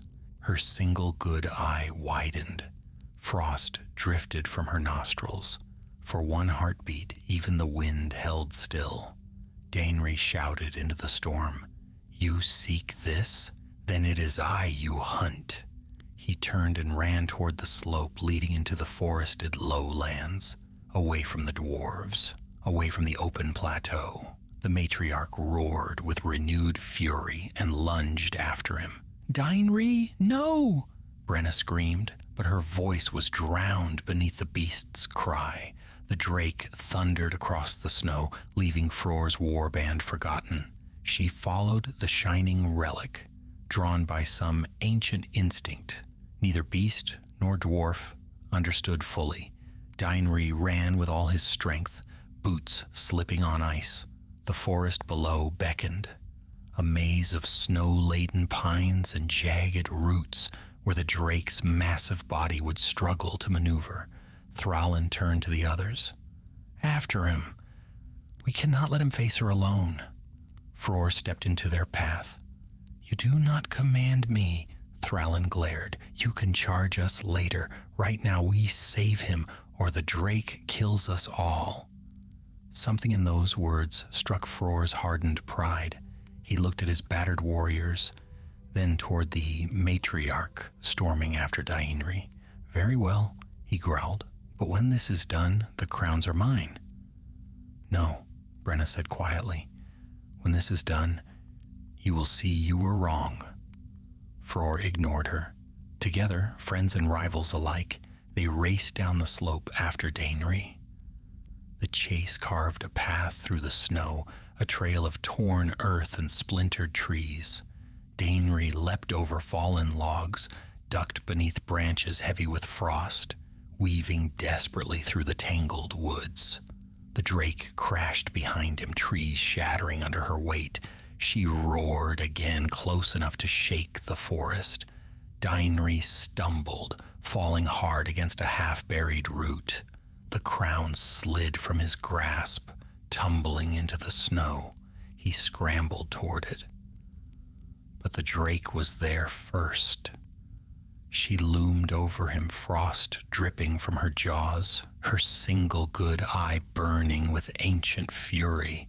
Daenri held up his arms, knowing it might be his final moment.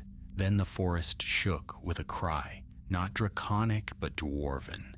Thrallin's axe struck the Drake's flank. Brenna's hammer followed. Dorim and Drolf hurled stones from above.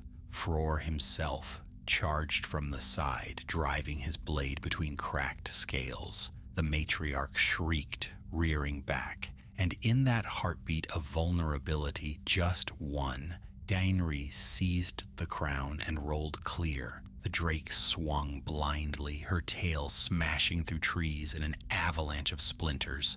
The dwarves scattered, barely evading the furious strikes. Fror slipped on the snow, falling to one knee. The drake lunged toward him, jaws snapping wide. Dainri acted again, raising the crown high, letting its light flare through the forest's dim haze. The drake stopped mid-lunge, her eye fixed on the crown.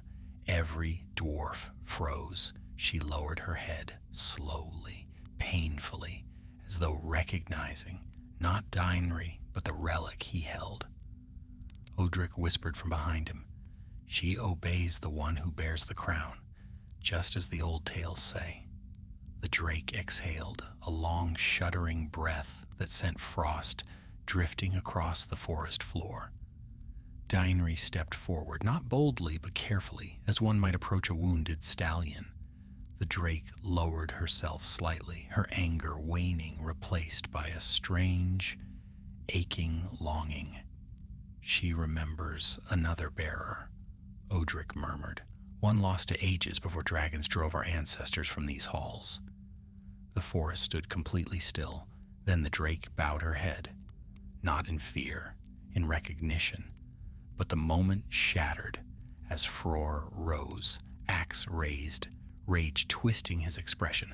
Threlin grabbed his arm. "Stop! You will break the spell." "It is not magic," Fror snarled. "It is an opportunity." He tore free and charged. The drake's eye snapped toward him, and all peace vanished. With a roar of pure fury, she surged upward, frost blazing through her throat. Dainri shouted, "Fror, down!" But Fror would not yield. The drake unleashed her freezing breath, and the world vanished in white. The world vanished in a blinding storm of white, an explosion of frost that tore through the forest with the force of an avalanche. Trees cracked and split beneath the blast. Snow lifted in a swirling wave, shattering against trunks and boulders. The very air froze solid. Dainri hit the ground, rolling behind a fallen pine as ice swept over him. Frost clung to his beard and cloak, stiffening the wool like hammered iron. The crown he carried pulsed fiercely in his arms, its warm glow pushing back the cold in a narrow ring around him. When the roaring faded, the forest lay still, utterly still. Frost encased the ground in a glittering sheet. Branches hung heavy with ice. A thin mist drifted through the trees, cold as a grave. Dainri pushed himself up, shivering violently. "Fror!" He staggered toward the clearing, where the drake stood, her great body heaving from exertion, scales rimed with her own frost, jaws dripping with cold vapor. She turned slowly, searching for movement.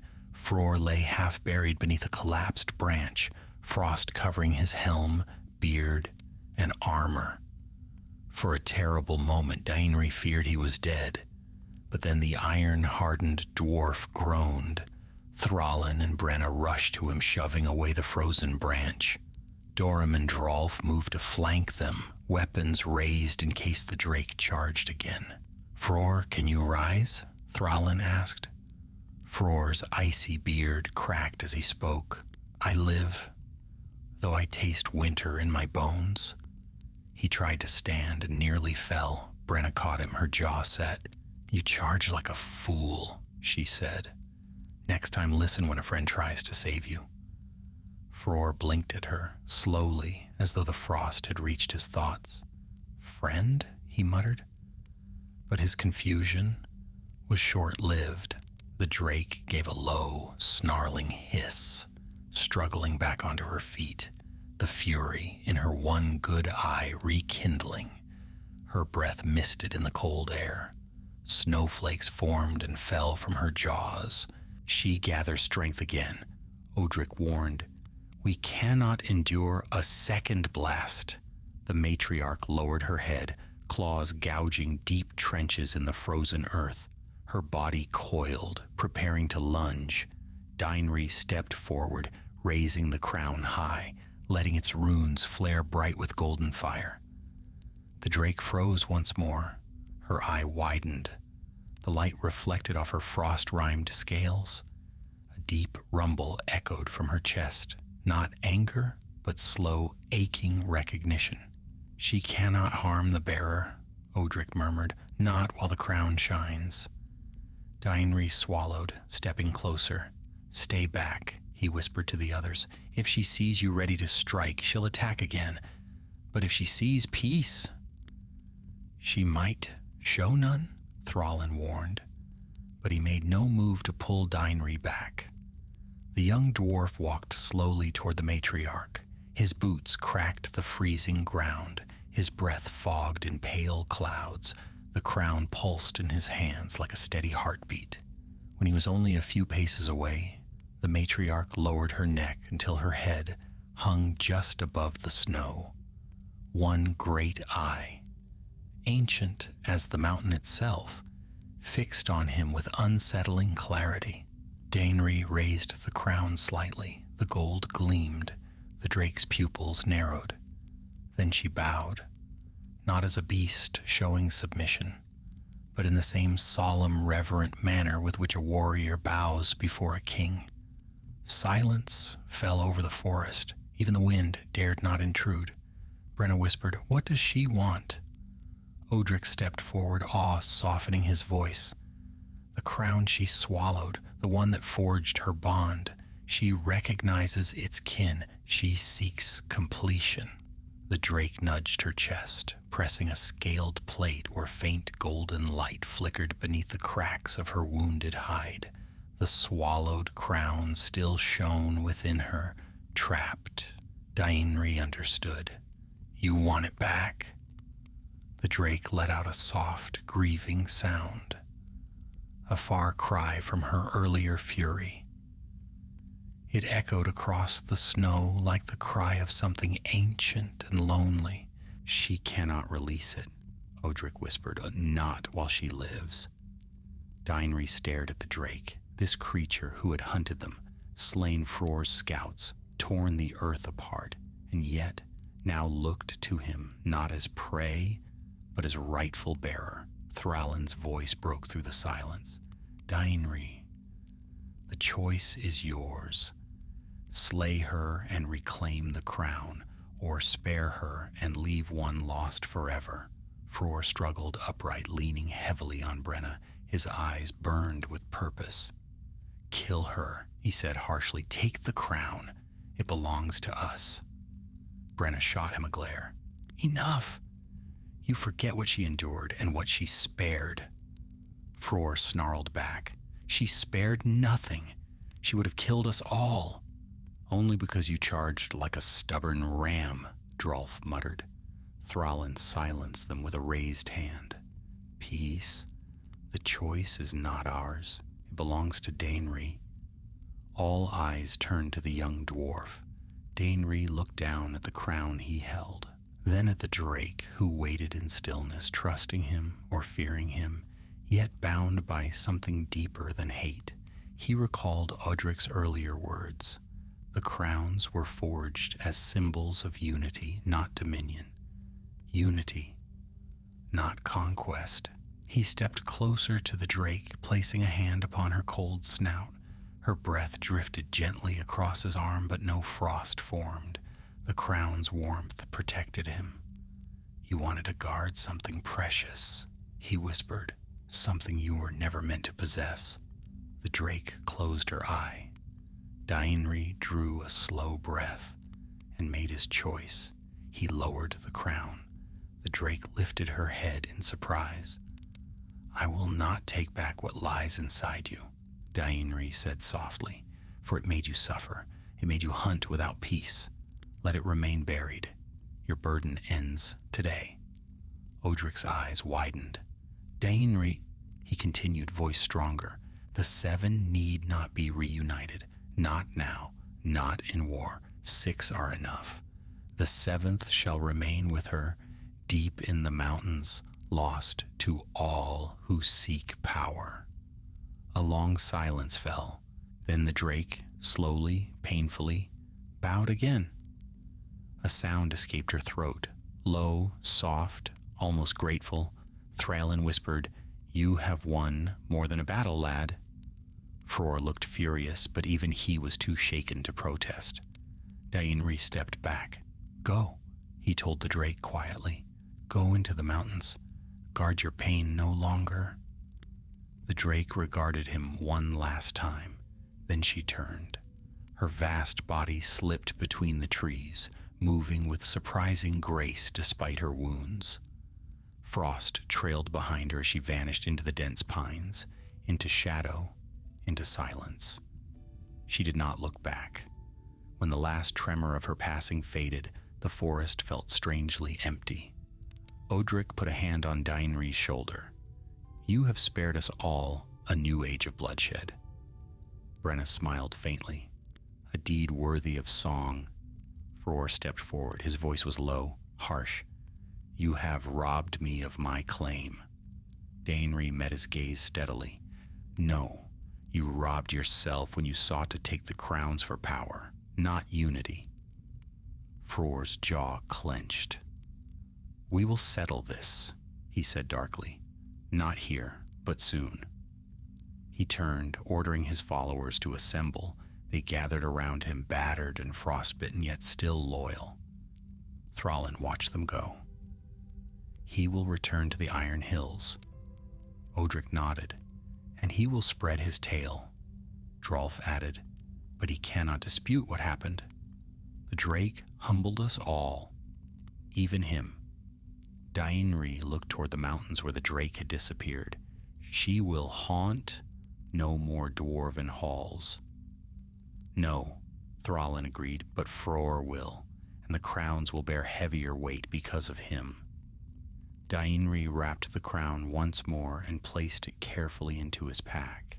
The others secured their own relics.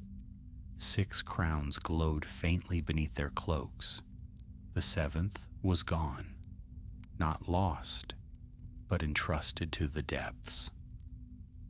"Come," Thralin said. "We still must find a place to safeguard these relics and carry word to Erebor before Fror twists the tail." The companions began their descent through the snowy forest, the weight of history on their backs and new shadows on the horizon. They had survived the drake, but the hardest trials awaited them among their own kind. Snow fell in weary spirals as the company made its slow descent from the shadowed woods, each breath forming pale clouds in the brittle air.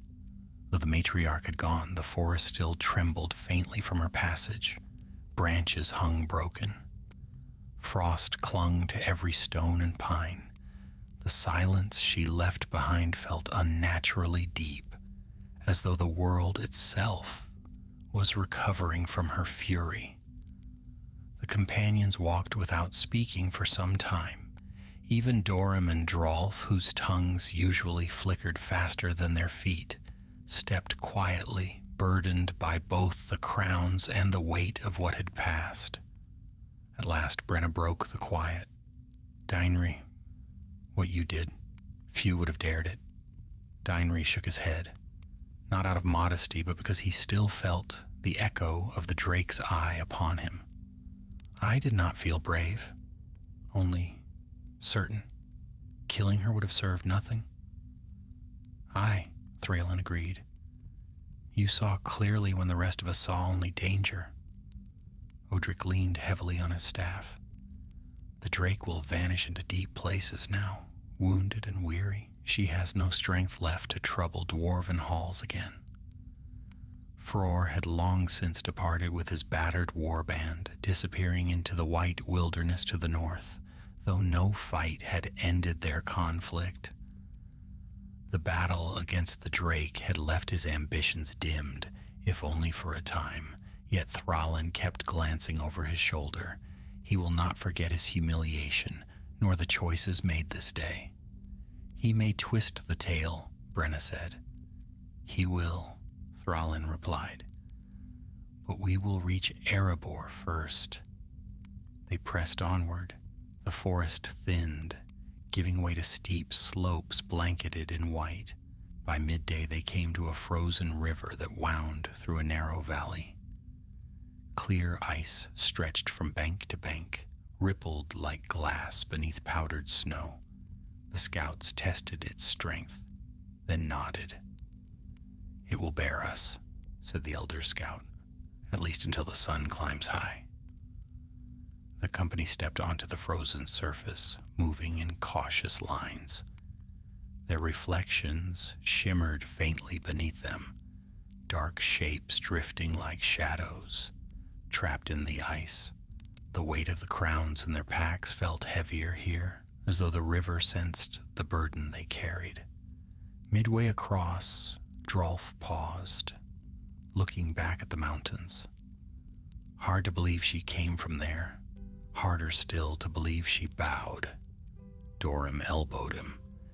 "Because she bowed to someone other than you?"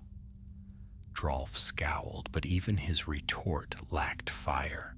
The memory of the drake's submission lingered in them all. At the far bank, the scouts led them into a sheltered dell where a ring of ancient stone marked a forgotten watchpost. There, under the gray sky, the companions gathered to rest once more. Brenna started a small fire with dried pine and shavings, careful to keep the flame low and smokeless. They warmed their hands around it, though the crowns within their packs provided their own faint radiance, glowing softly like sleeping embers. Thrallin studied the sky. "Another storm is coming." "Aye," Odric murmured, "and not only of snow." Daenri knew the old scholar's meaning.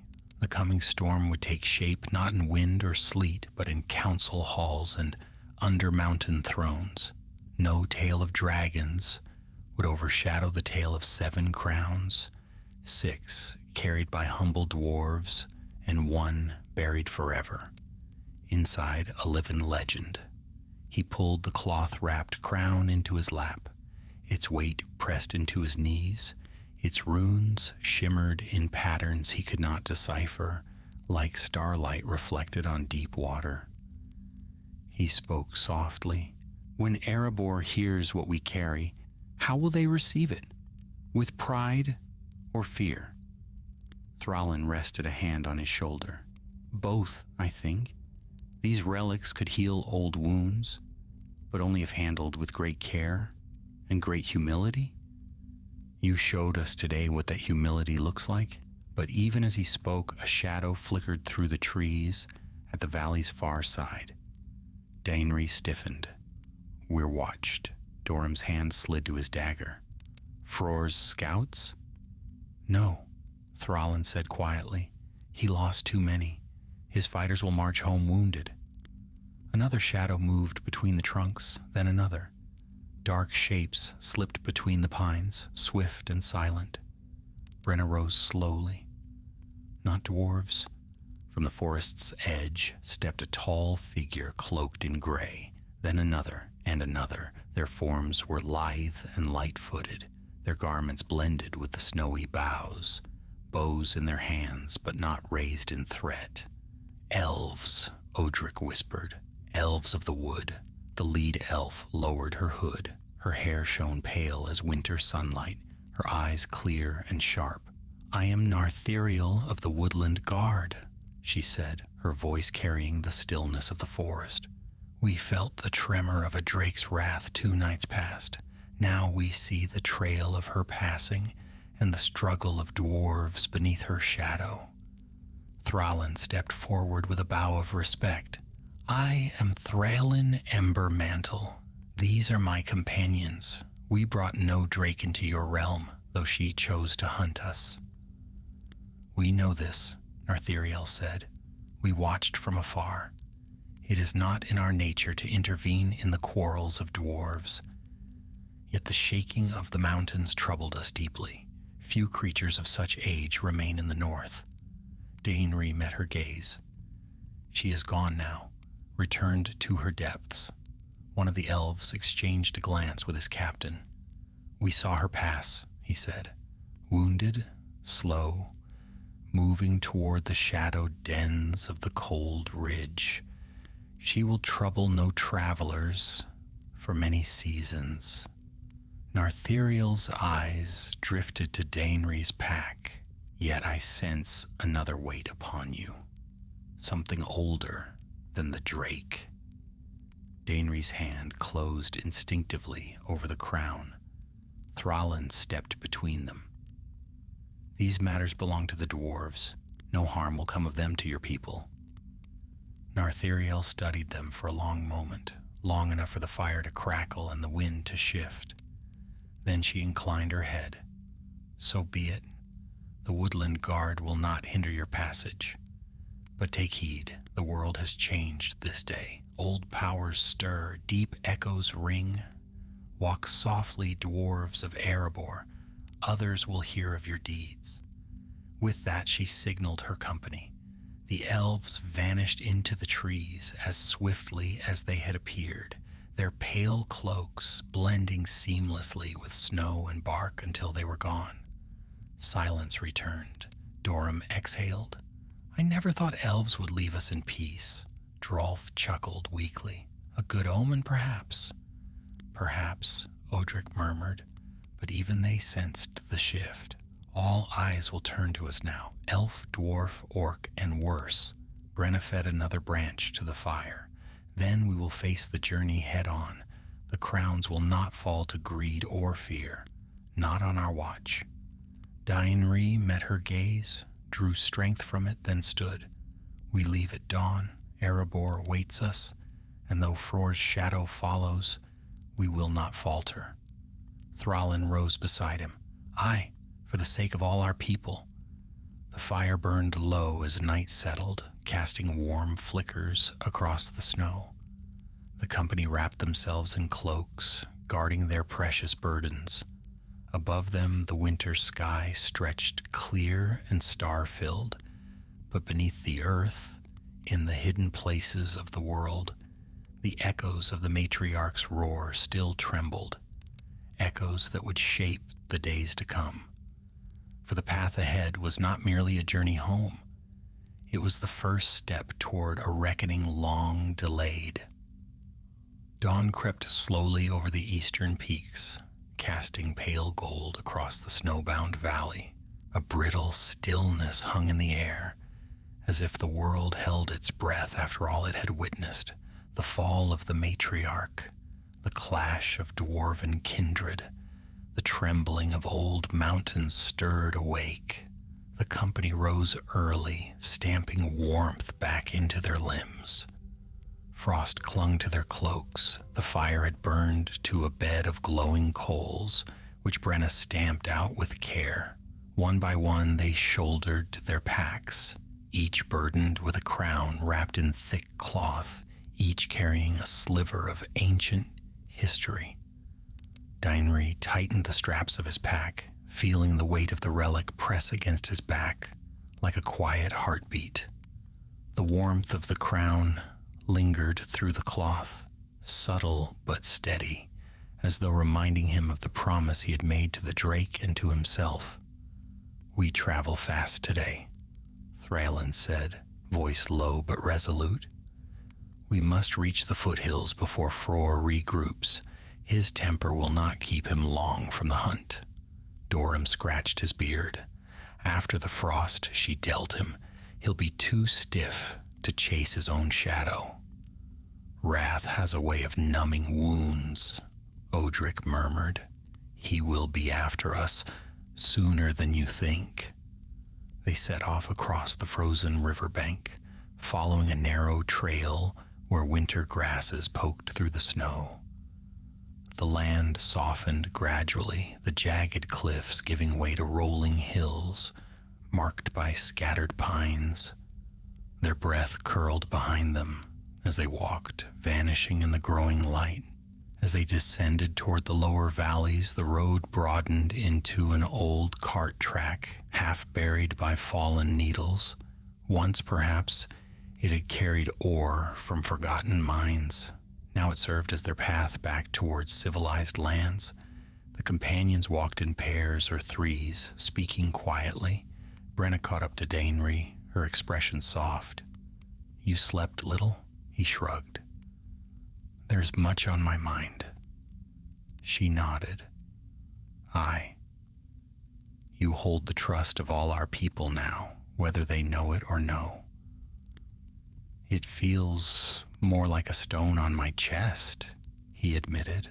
"A stone may weigh you down," she said gently, "but it may also anchor you when storms rise." Dainry smiled faintly at that. Brenna's words often carried a sturdier wisdom than she claimed. Ahead, Thrallin lifted a hand, signaling for silence. The company froze instantly. A low rumble echoed from the forest on their right, distant but steady. Dainry's hand slid to his axe hilt as he peered through the pines.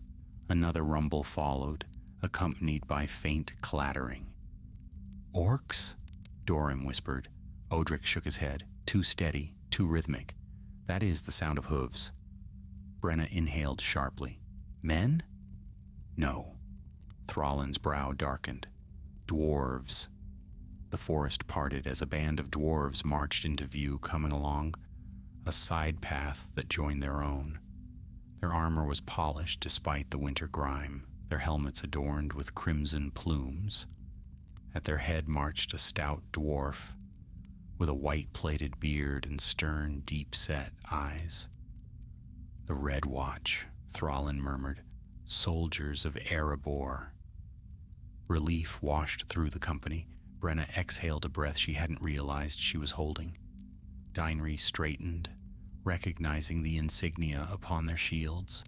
Dwarves sworn to defend the passes near Dale. The leader raised a gloved hand. "Well met, travelers," he called. Then his gaze narrowed. "Thrallin Embermantle? What business drives you through the winter wilds with such company?" Thrallin stepped forward. "Captain Harland, we return from a grave mission, bearing relics of great importance." Harland's keen eyes drifted over the company, pausing on their heavy packs, their bruises, their frost-burned beards. "We received reports of tremors to the north," he said slowly, "and of smoke, or was it frost, rising from the mountains. And rumors from passing hunters spoke of dwarven battle cries beneath the peaks." "Aye," Thrallin replied. "Much has happened. A drake awakened, and dwarves clashed in dark places. But our tale is long, and we must speak it before a king, not upon the open road." Harland studied him a moment, then nodded. "You carry burdens you dare not name. Very well." He struck the butt of his spear into the snow. "We shall escort you the rest of the way. Word of Fror's unrest has reached Evendale. Tensions stir." The company exchanged glances. This was both blessing and warning.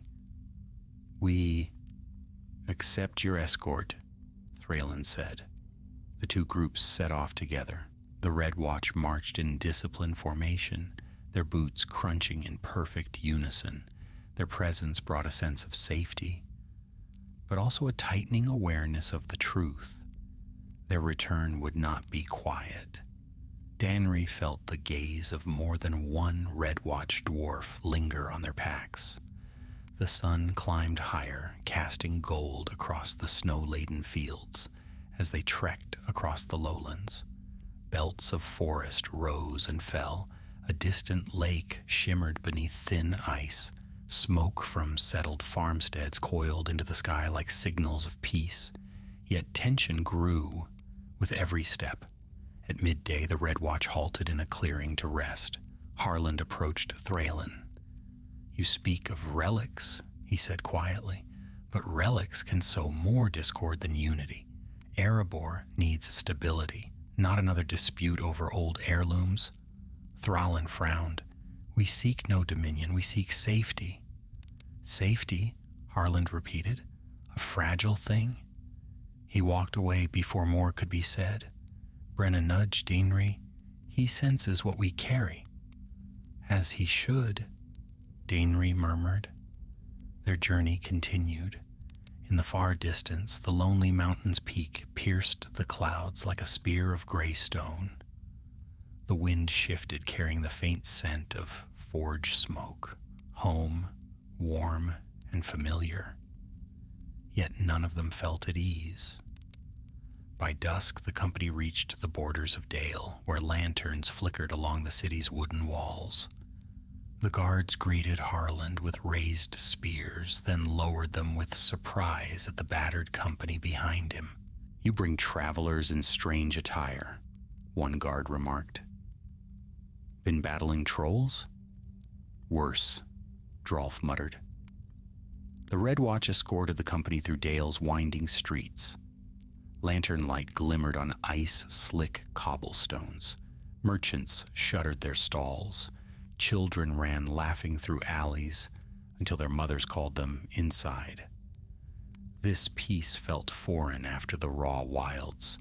They reached the guest halls, reserved for travelers bound for Erebor. Warm fires burned within, thick furs lined the benches. The company sank gratefully into warmth. Harlan faced them one last time. "Rest here for the night. At dawn, you will march with us to the mountain. The king must hear your tale in full." His eyes lingered on their packs once more, then he left. Dorim exhaled.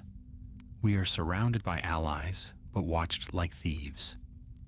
"They must watch," Thrallin said. "No dwarf should hold such relics lightly." Brenna nodded. "Yet Fror walks free, nursing his fury." Deinry warmed his hands by the fire, staring into the flames. "He will speak his tale first if he can. He will twist it. But we know the truth. The Drake is gone. 6 crowns are safe. The 7th sleeps beyond reach." Odric eased beside him. "Truth stands firm, lad, but the hearts of dwarves are not always as unmoved as mountains." Deinry bowed his head. "Then we must be." As the fire crackled and snow drifted outside the shuttered windows, the company settled into restless sleep. The shadow of the lonely mountain loomed high over Dale, its peak lost in the stars. Tomorrow they would return to their halls, and the fate of the 7 crowns and all the dwarven kindreds would begin to unfold. Morning broke clear and cold over Dale, the sky pale as hammered silver. Frost clung to the rooftops, and the chimneys breathed slow plumes of smoke into the crisp air. The companions rose before dawn, their sleep light and uneasy. Today they would walk beneath the vaulted gates of Erebor and carry with them a tale heavy enough to tilt the balance of dwarven kindreds. Deinry wrapped his crown once more in deep blue cloth and secured it within his pack. The weight pressed against his back with familiar warmth. It steadied him, yet also reminded him of what was at stake. 6 crowns saved, 1 lost by choice, 1 Drake spared, and an entire future unsettled. Thrallin tightened his belt and nodded toward the door. "It is time." The Red Watch arrived soon after, armor gleaming in the pale light. Captain Harland inspected the company with a soldier's sharp gaze. "All prepared? Good. The king will receive you at once." As they marched out of Dale, townsfolk paused in their routines to watch the procession. Some bowed respectfully to the Red Watch. Others cast curious glances at the battered travelers walking at the column's center. Little did they know that history rested in these unremarkable packs. They crossed the bridge over the running river, its waters murmuring beneath thin sheets of ice. The lonely mountain rose before them, vast, solemn, unreachable in its grandeur. Smoke from the forges curled from unseen openings, drifting across the slopes like ancient spirits. Deinry felt his heartbeat quicken as they approached the towering front gate. Sunlight glimmered upon its metalwork, veins of mithril running like rivers through obsidian stone. It stood open as it did in days of peace, guarded by 2 ranks of mailed dwarves with axes crossed over their chests.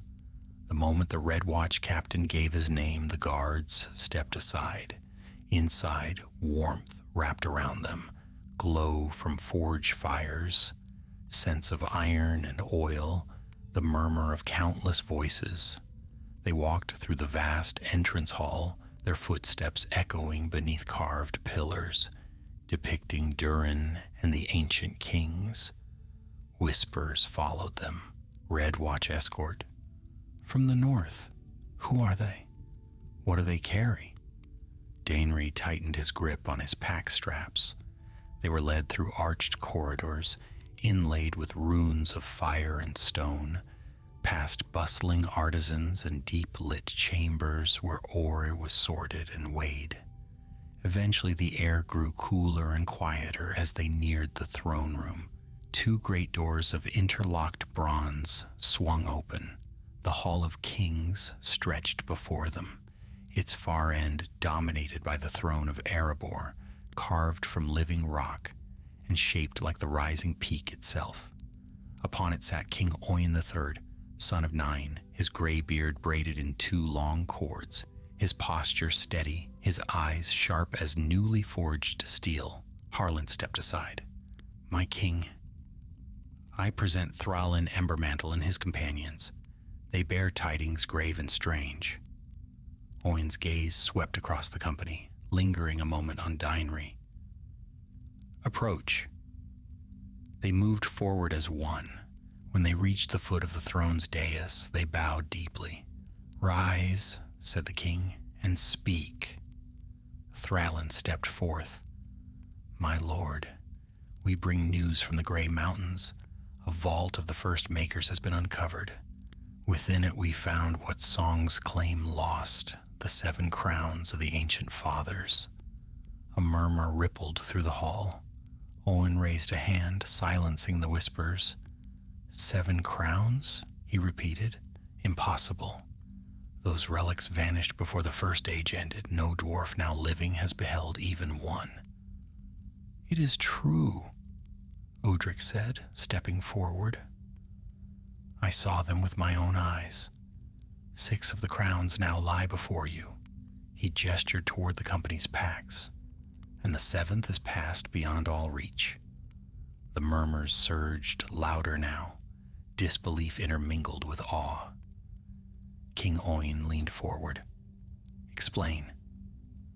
So Thrallin told the tale. He spoke of the quake that revealed the forgotten delvings, of Frorstone Vine's ambitions, and of the cold drakes that had claimed the tunnels for their lairs.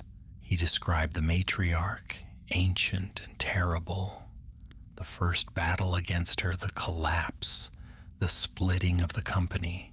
He told of the final clash in the forest, of the drake's submission before the crown's light. But when he reached the part of the story where Dainry chose mercy over treasure, the hall grew utterly silent, so silent that the crackling of distant forges echoed faintly across the stone. "The 7th crown," Thrallin said, "lay swallowed within the drake. Its removal would have meant her death.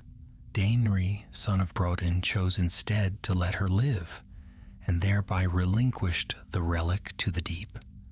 Gasps rose. A few dwarves muttered angrily. Others bowed their heads in somber respect. King Oin's gaze fixed on Dainry. "Is this true?" Dainry stepped forward, heart steady. "It is, my king. I slew no ancient creature to reclaim what time had already claimed. She was no mere beast. She was bound to the crown by pain and memory. To kill her would have been a needless cruelty and would have drenched our return in sorrow, not honor." A long silence followed. Then the king stood, his voice carried like thunder across the hall. "Dainry, son of Brodin, you showed wisdom in a place where many would have shown only wrath. The dwarven kingdoms have spilt enough blood for old treasures. Your choice spares us from yet another wound. The hall murmured, some in agreement, others in cautious disapproval, but the king raised a hand. Bring forth the crowns. One by one, the company unwrapped their relics. The 6 crowns gleamed upon the stone table before the throne, their runes shimmering with soft, ancient light. They were beautiful beyond description, crafted with the skill of an age now lost, touched by the memory of the first shapers. Even the king drew a sharp breath. These are symbols of unity, he said, not weapons, not prizes. They shall not be wielded to claim dominion. He looked to the company. What do you propose? Odric bowed. That each crown be hidden in a different stronghold of our people, Iron Hills, Erebor, the Blue Mountains, and beyond, guarded but not gathered, preserved but not used to stake claims. Thrallin nodded. Fror sought to bind all under one crown, his own. We must ensure no dwarf, however ambitious, can repeat that. The king considered. Then he struck the floor with the butt of his staff. So it shall be. By my decree, the crowns of the first fathers will be separated once more, each sent to a distant sanctuary. Only by the consent of all clans may they be reunited. Relief swept through the companions like a warm current. But the king was not finished. As for you, Dainri, son of Broden, step forward. Dainri obeyed, heart pounding. Oin regarded him with steady eyes. You carried a burden no dwarf should bear, and you chose mercy, wisdom, and restraint. For this, I name you Keeper of the 7th Memory. He lifted a carved emblem of stone and silver, shaped like a crown with 7 points, one darkened. You shall speak for the lost crown. You shall remind all dwarves of its story, not of conquest, but of compassion. Accept this honor. Dainri bowed deeply. I accept, my king. A cheer rose in the hall, warm, proud, echoing across every arch and pillar. But as the sound grew, Dainri noticed Thrallin's expression shift. The captain leaned close, voice low and cautious. This is a great victory, lad, but do not forget, Fror walks free, and pride does not die so easily. Dainri nodded. I know. Outside the hall, the forges thundered on. The mountain hummed with life. The crowns gleamed beneath the torchlight as dwarves came to admire them, voices filled with hope and concern alike. The company stood together, weary but unbroken. Their journey was nearly at its end, yet the shadow of what lay ahead stretched long across the stone floor, longer than any of them yet understood. The days that followed were filled with ceremony, council, and the quiet shifting of power. Word of the recovered crowns spread swiftly through Erebor's halls, whispered in forges, murmured at feast tables, carried on the breath of miners returning from the deep. Some reacted with awe, others with suspicion, and still others with a fervor that worried the council more than they dared admit. Yet the king's decree stood firm. The 6 crowns were placed into 6 rune-locked chests, each one carved from stone older than the kingdom under the mountain itself. They glowed faintly through the cracks, as though the relics within still exhaled their ancient light. Preparation began for the Great Dispersal, an event that had no precedent in living memory. Envoys from the Iron Hills, the Blue Mountains, and the Grey Dwarf holds of the south were summoned. For the first time in decades, Erebor's great hall echoed with voices of all 7 clans. But beneath the surface of these grand assemblies, shadowed currents stirred. Fror had returned to his wounded followers in the northern wilds. Though driven back by the drake and denied the relics, He spoke loudly of betrayal. His words fanned into rumor and rumor into unrest. Small bands of loyalists vanished into the high passes, too few to threaten Erebor, but enough to leave an unsettled chill in the air. And through it all, Dainri felt the weight of his new title, Keeper of the Seventh Memory, as keenly as he felt the crown's warmth still echoing in his pack. He was no lord, no prince, no storied warrior. Yet dwarves greeted him now with reverent bows, asked him for retellings of the drake's bow, pressed him for truths about the missing relic. His name traveled faster than he could walk. And though he accepted the honor humbly, he often slipped away to the quieter corners of the mountain for a moment's breath. It was on one such evening, while wandering a lantern-lit gallery carved with scenes of Durin's line, that Brenna found him. "You hide from your own legend," she said, leaning her hammer against the wall. He smiled faintly. "I hide from the noise. It grows louder with each day." She joined him at the balustrade overlooking the deep forges below. Golden light rose in waves from the furnaces, painting the long gallery in warm flicker. "Do you regret sparing the drake?" she asked. Dainri shook his head slowly. "No.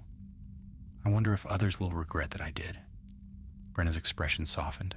"Not I, nor any who followed you. The king himself named your wisdom. That must stand for something." "It does, yet Fror still lives." Her jaw tightened. "Aye, he lives, and he plots. But the mountain is united now. The Iron Hills stand with us, and the clans of the West have sent their sworn. He will find no easy path to power." "Easy paths do not tempt him," Dainri murmured. "Hard ones do." Before Brenna could answer, footfalls echoed behind them. Thrallin approached, his beard braided tight in honor of the coming ceremony. "The hour is nearly upon us," he said. "The council awaits. It is time to bear the crowns to their keepers." Dainri nodded. "Let us go." They walked together through the torchlit corridors to the Hall of Kings, where a crowd of dwarves filled every archway and stair. Envoys stood at the front. Grim-faced Iron Hill shield lords, proud matriarchs of the Blue Mountains, even a wandering Khazad trader from the far southern ranges, all had come to witness history. 6 rune chests sat upon the dais, each one sealed with an iron clasp, shaped like a mountain peak. Dainri felt the 6th crown's presence as he approached, humming faintly through his pack like a sleeping ember. King Oin stood tall before the assembly, his staff gleaming with gold and steel. When he raised it, the hall fell silent. "Dwarves of every clan," he proclaimed, "today we honor not the old victories that divided us, but the unity that preserves us still. The crowns of the first fathers, symbols of the age when our people were young, have returned to our hands. Yet their purpose is not to crown a single ruler, but to remind us of the shared blood that binds all dwarves." He gestured toward the companions. In the shadow of danger, these few risked all. They faced dragon fire, hunger, avalanche, and betrayal, not for glory, but for the safety of our people. For this they shall be honored in every hall. A roar of approval shook the stone. Dainri felt a flush rise to his face. Brenna nudged him with a smirk. Dorim and Drolf stood straighter. Even Odric, old and weary, allowed a small, proud smile. King Oin continued, "The 6 crowns shall be borne to distant strongholds, each entrusted to a different clan, so that no ambition may gather them again in secret. They shall be remembered, guarded, and revered, but not used to claim dominion." The chests were presented. One by one, the envoys stepped forward to receive them. Each bowed deeply before the king, touched the chest's ancient surface, and lifted it with solemn pride. Then the king turned to Dainri. "And you, keeper of the seventh memory," he said, "shall carry the story of the last crown, the one forever lost, beyond reach. You shall remind all dwarves of what was spared, not taken. You shall speak for mercy where pride would otherwise speak for war."